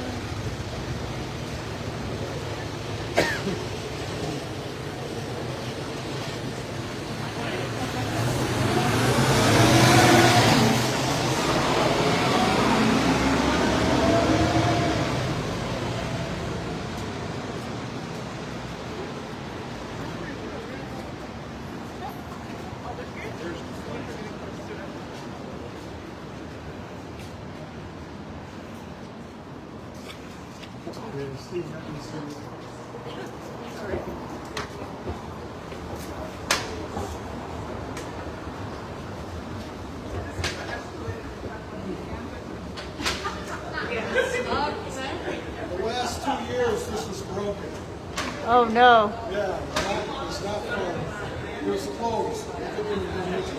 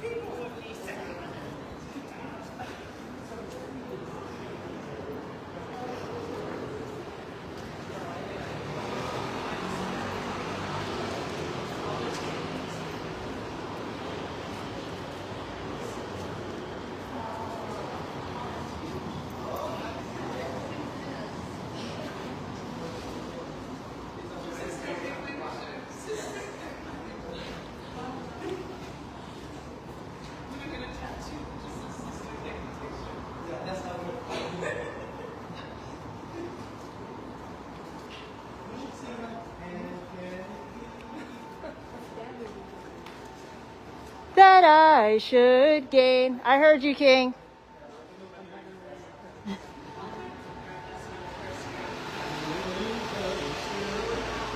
My Savior's blood died he for me who caused him pain. Put him to death, pursue. Amazing love, how can it be that thou, my God, should die for me? Amazing love, how can it be that thou, my God, shouldst die for me?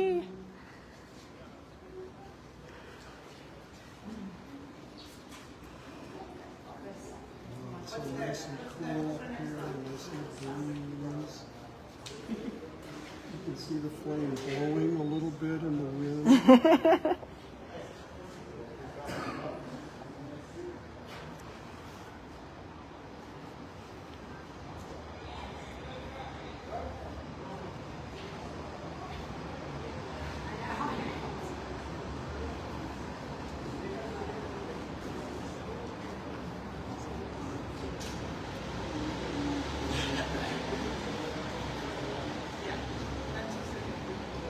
Just give you a second or two to kind of take it in, get some pictures.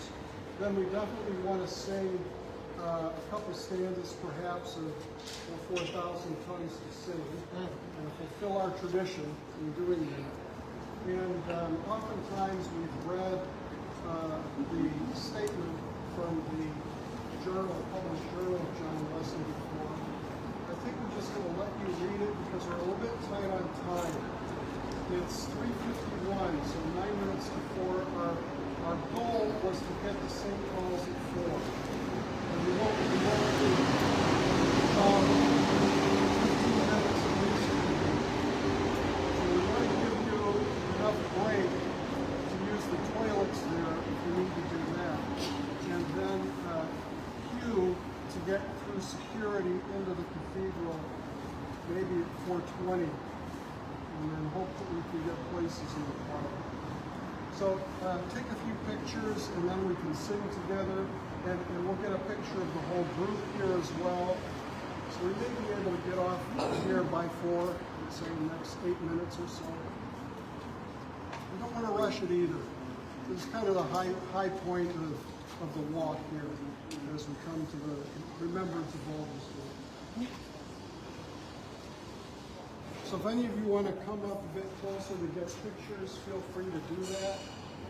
And then I'll get us organized into a photo. Also, general service announcement. As you guys are taking pictures, not just of this, but of anything else on our tour, please add them to the shared album that Ben created. So that way we all have access, but especially our friends that are joining us online. And if everybody could just give them a wave, show them some love. We miss you, Martin and Janine. You're here with us in spirit and like, you know, my cellular service plan. And maybe we can Photoshop you into the picture. All right, King volunteered. We got you covered. Yep. This is the manuscript.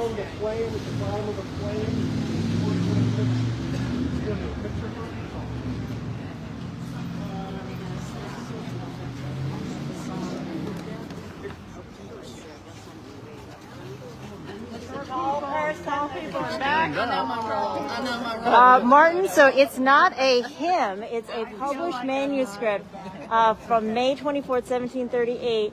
I believe that is the Aldersgate Warming of the Heart experience. We need to get pretty close together. Probably more than 2 rows, might use 3, maybe even 4. Please. Please. Okay. Oh, well, and it has big. Going down? I was going to say, hang on, I can be in the front. I can be in the front and squat. Yeah. No, Linda, I wasn't. I can get in front of you. All right. So we'll have to Photoshop big versions of you guys. I'm going to turn the phone around just so we can see. Technically, your little thumbnails will be in here. Okay, so let me do one on this first, and then we'll do regular camera. So this will be a 5-second countdown. Smile for the 360 camera. 1, 2, 3. Romania Grace. Get ready. Close now. All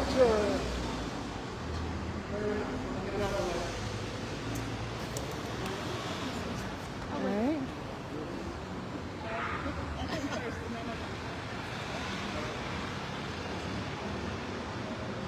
Say cheese.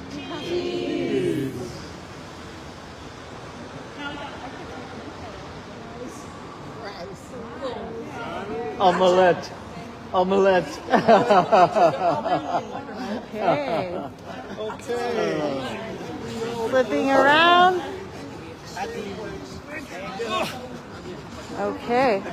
we sing all the verses? I think he said a verse. A verse. And guys, we're gathering. We're gonna sing "Oh 4,000 tongues sing, sung to sing my great Redeemer's praise, the glories of my God and King, the triumphs of His grace. My gracious Master and my God, assist me to proclaim, to serve with all the earth abroad the honors of thy name. Just the name that charms our fears, that bids our sorrows cease. 'Tis music in the sinner's ears, 'tis life and health and peace. He breaks the power of cancel sin, He sets the prisoner free. His blood can make the foulest clean, His blood availed for me. And also with you. Lord God, you inspired your servants John and Charles Wesley with a burning zeal for the sanctification of souls and endow them with eloquence of speech and song. Kindle such fervor in your church, your true people, that those whose faith is cooled may be warmed, and those who have not known Christ may turn to Him and be saved. Who lives and reigns with you and the Holy Spirit, one God, now and forever. Amen. Okay, just a couple of pieces of instruction before we head out. We're heading that way, go down to ground level at some point, but I wanted to point out, when we get to a gap in the wall, you look to the left, and you'll see some remains of the ancient Roman wall below you. This is the best place to see any part of the Roman wall. Let me point that out. If you look beyond it, you'll see a church, and that's the Church of St. Giles, Cripplegate. And that's the church where Samuel Annesley was rector, pastor, until he left the Church of England to become a non-conforming pastor. So he was ejected from St. Giles Cripplegate. So thrown out and became, and this is a historical event that happened toward the end of the 17th century. That was Susanna Wesley's church when she was a little girl. Wow. And then we'll just make a beeline for St. Paul's. We'll stop on the west side, so we'll go around the east end. You don't need to know that. Go around the east end and stop at the John Wesley statue before I show you where you can get a break real quick. Okay, thank you. Okay. Oh, Carrie. So, according to Martin, many building materials are used in order of their availability. All of the agate or shear nodes are from quarries or creeks. The nodes are split to give a flat surface and then set into the plaster during the finishing stages to give it a lasting, durable surface. And he says, chert is geologic rock, effectually. It's theological rock? No, geological. Oh, I was like, I don't know what that means. You know, that's like that rock that Moses struck to get the water. That's theological rock. Yeah. I was wondering, I was like, okay, I'm going to have to get a book on theology.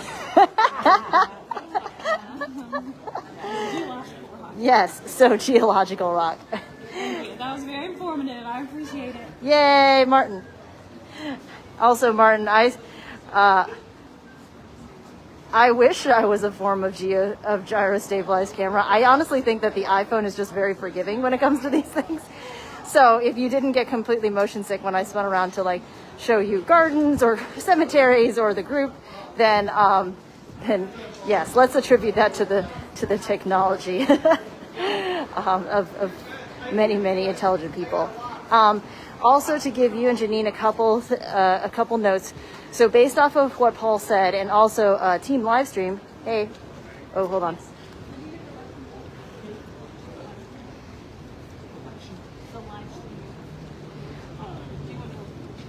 Oh. Hey, guys, just to do a quick wave for a second. Yeah. So team live stream and I, we've been talking about options for the next part, and as you heard from Paul, we're running a little behind schedule, and there's also security at St. Paul. So what we're probably going to do is I'm going to keep you guys on live stream until we get to the John Wesley statue, and then when we go into St. Paul, because I have to go through security, I will end the feed at that point. John is checking to see if the church has a live stream for Evensong, so you can access that. We don't know if they do or not. Some of the other churches that we've tried this week, they have not even done live streams of their weekday services.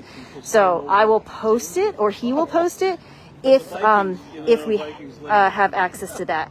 I will also post if there's not a link available, just so you're not waiting.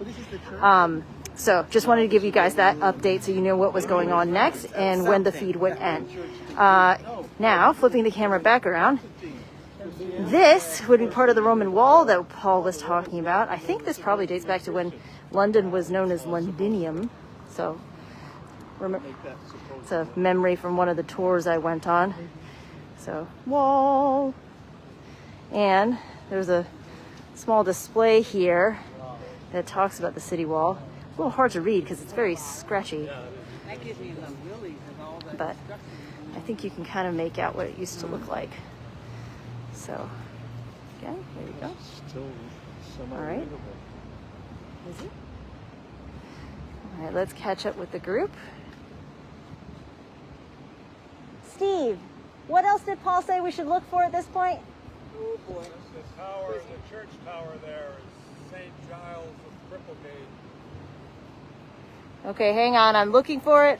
I'm looking for it. You have to come over here. Okay, I'm following Steve. See that? Oh, I see. So if you look through the camera, this one? Yeah. Okay, that's St. Giles of Cripplegate. Yeah. All right. And now we're going to catch up with the group.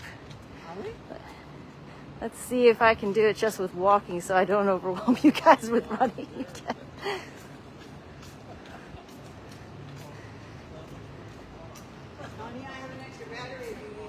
Oh, thank you. I think we're going to be okay because I'm going to have to cut the feed when we get to St. Paul so we can go through security. But thank you.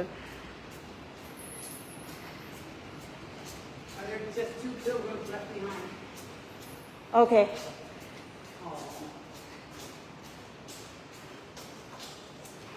Don't worry, we won't leave anybody. I'm just trying to catch up to Paul so I don't miss anything.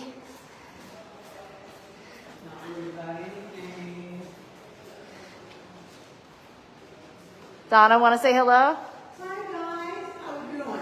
Wish you were here. Yeah, that we do. We keep hearing that from a lot of folks. So, we've got to be meeting this or I'm in despair. All right. Turning around. Maybe meeting for a while. Oh, look at that. We have a traffic guide. Thanks, Dwayne. Down the stairs, the escalator. All right, where is the escalator? It's where? Oh, yep, here it is.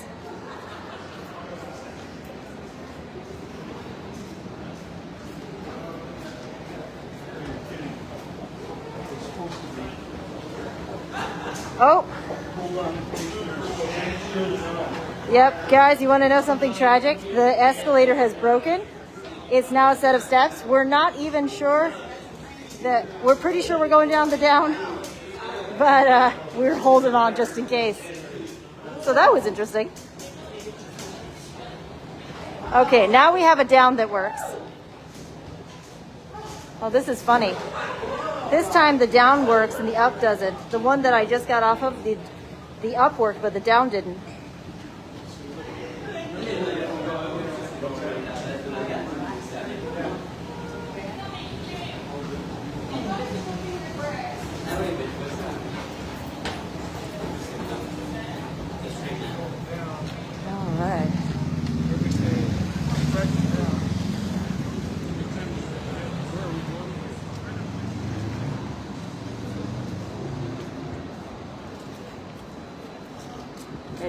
Selena.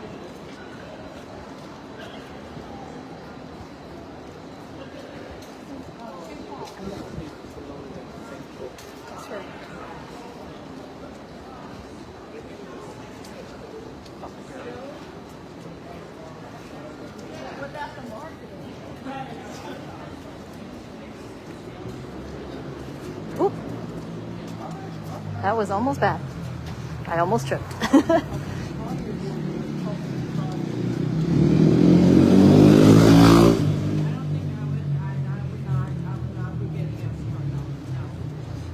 Wait, what about escargot? Oh, we're noticing the restaurant across the street is Slug and Lettuce. Oh!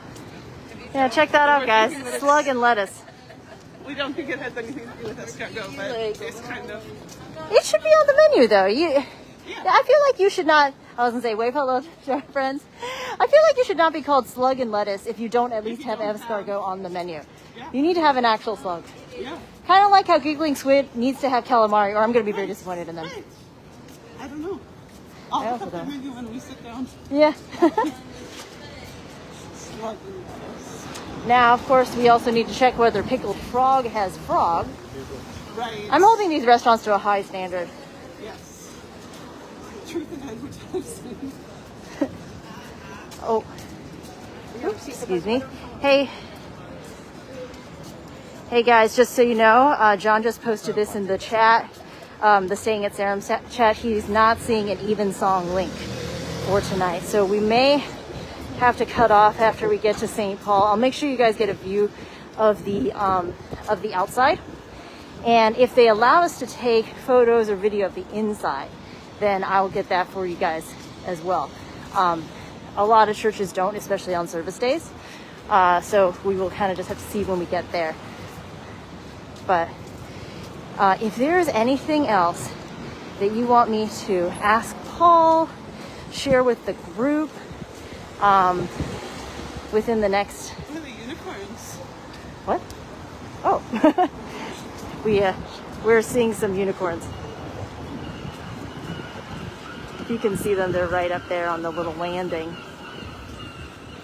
There you go, unicorns. Okay, anyway. As I was saying,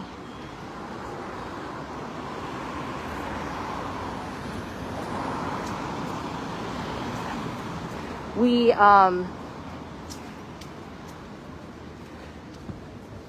may not be able to get you guys photos or videos. It just depends. We'll see when we get there if they have the giant signs out that say no photos.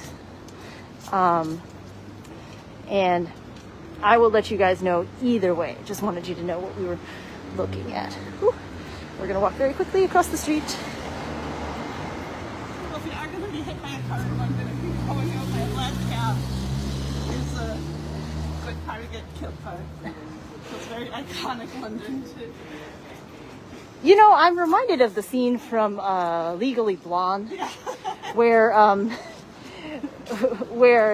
Victor Garber's character asks Elle Woods, would you rather have a client who was guilty this way or guilty that way?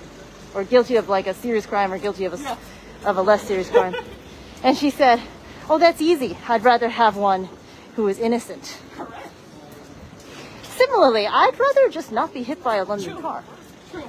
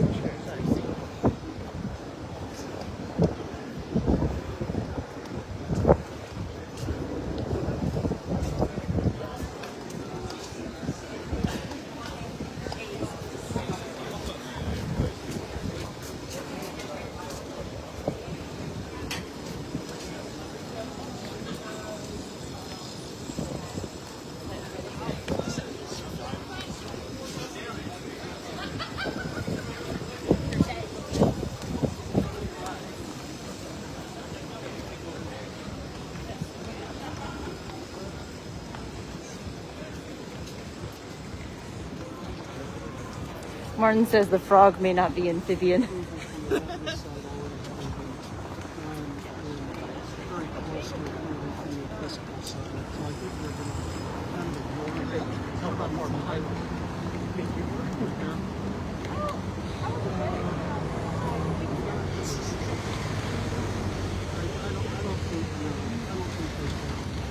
Wait a minute. Martin, when you say you have not been hit by a car 4 times, are you being serious or are you playing a never have I ever sort of deal?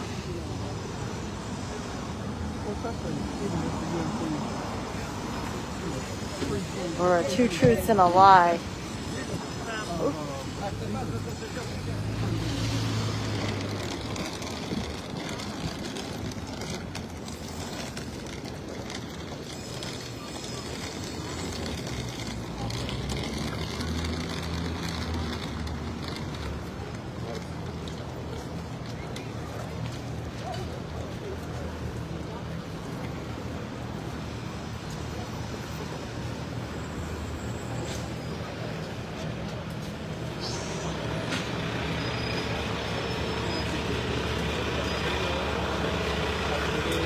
Okay guys, you can kind of see it through the trees.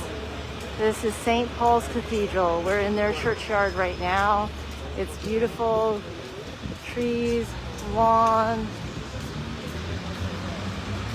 an obelisk or pillar of some sort.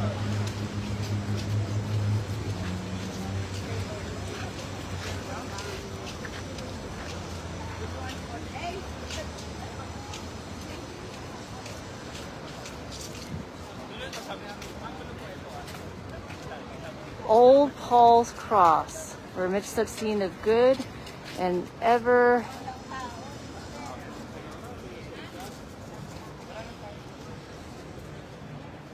not gonna lie, it's kind of a hard plaque to read, but this is St. Paul's Cross, I guess.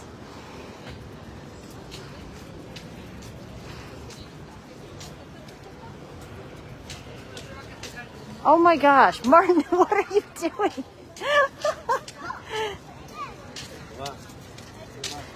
How do you get hit by a school bus?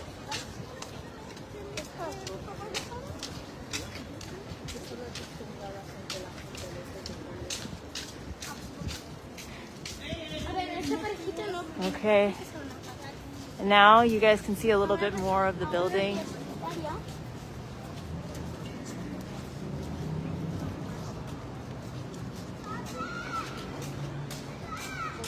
Okay, and we are gathering at the Wesley statue, which is being hugged by Monica presently. Can I also get one like Monica when y'all are done? Go for it. Okay, everyone wants to hug John Wesley now. I've been holding empty waters, yes, this whole time.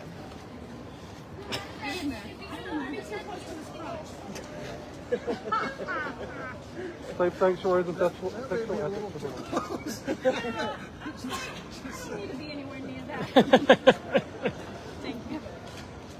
Especially after all those questions about him being a Whatever. ladies' man. I was shook that she said that. I was like, I don't think Can you that's back up true. just a little? Gary, can you back up just a little? No problem. People might get the wrong idea about your intentions with Mr. Wesley.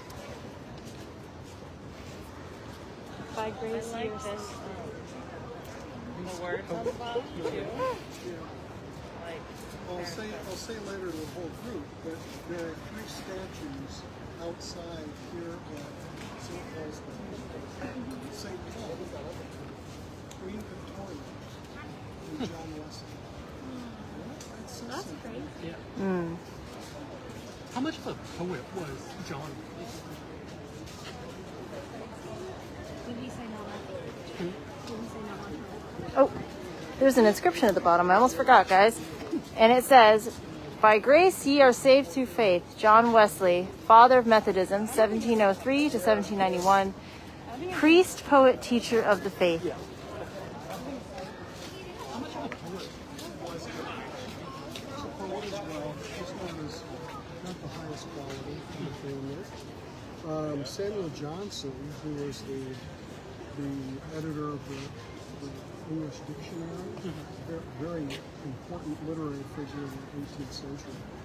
He always argued that Hetty, Annabelle Wesley, was the best poet of the whole family. Oh, wow.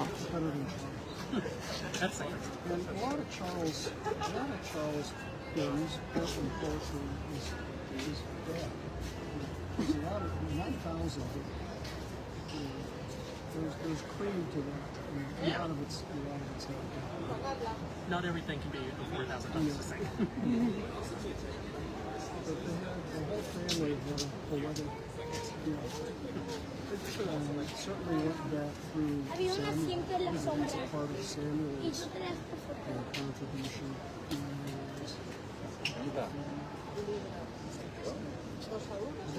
Any poetry that Suzanne wrote. Para dónde? Para entrar ahí.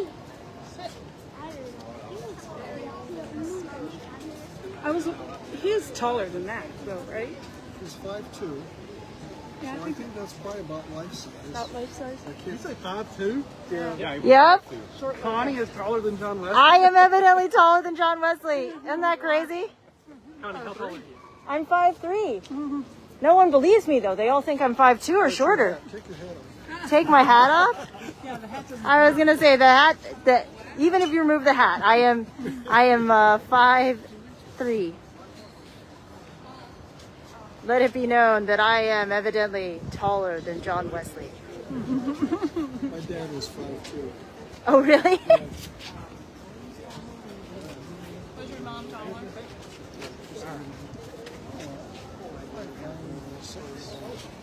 For a second.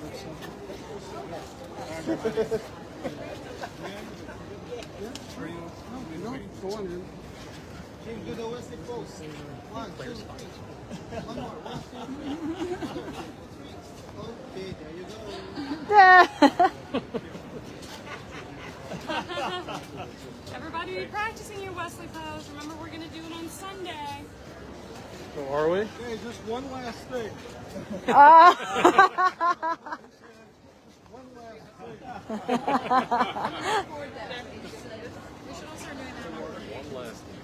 One last thing. Not much to say. It's been a long walk. Thanks for keeping out as best as you can. And we're doing much more behind schedule. Boy, I'd love to have us in that, a purity line, no negative filter. If we can get into the line a little earlier, all the better. Here on the grounds of St. Paul's Cathedral, there are 3 statues. St. Paul,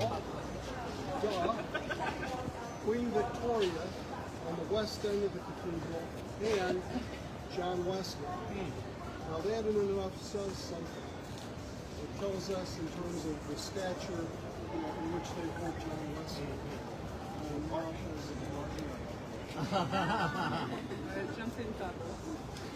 So there's nothing more I really intend to say here. I think it's pretty self-explanatory. On the side of the cathedral down there, beyond the display, you'll see a dormer. That's the stairways down into the crypt. And that's where the restrooms are. So if you want to make your way down there, if you need to use the restroom, feel free to do that.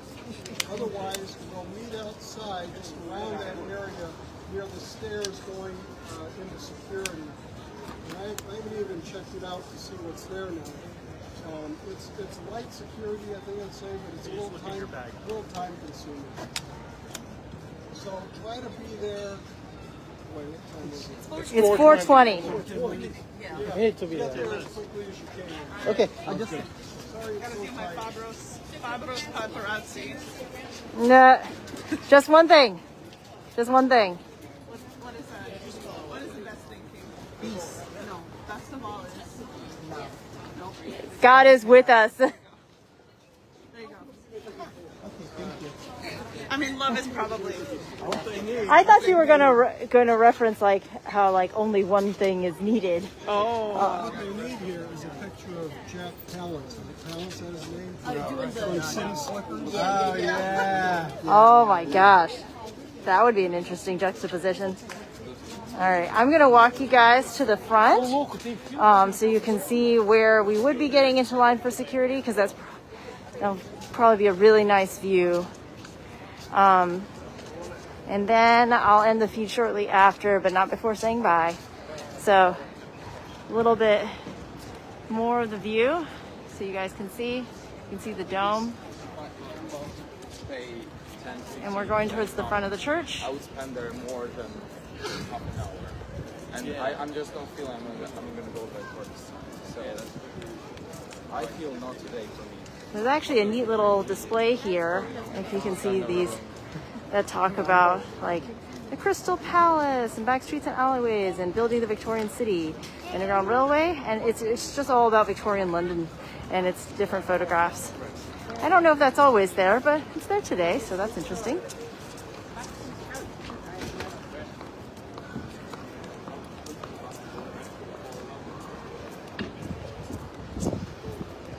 I'm glad you guys were, first off, holy cow, Martin, I feel like you've survived more things than most people have, and like unexpected things too. Janine, I'm glad you guys were able to join. I hope the footage was okay. I hope like you feel like you saw a good amount, and there's going to be a lot more photographs. I reminded everybody. And this is the front, guys, all the way up. So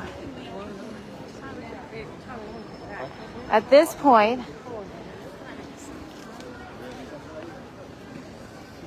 I am going to sign off, and like John mentioned, there's not a live stream link, unfortunately, and so given how close we are to the service, we probably won't be able to do any footage inside. If we will, obviously we'll put it in the chat, or if we don't put it in the chat, I'll tell you that it's in the Facebook group. But probably this is our end for today. Thank you guys for joining. Martin, I'm going to share your comments because they will show up on Facebook actually with Carrie, but I don't know where she's gotten off to. We've made a, oh sorry, you guys can go ahead. I'm sorry. We kind of split off to do a bathroom break. So I need to find her. But thank you so much for sharing all of that information. I didn't even know that was one of your passions, and Carrie appreciates it, just because she was curious. So, blessings. You're in our hearts. You're in our minds. You're in our prayers. And yeah, we'll see you soon.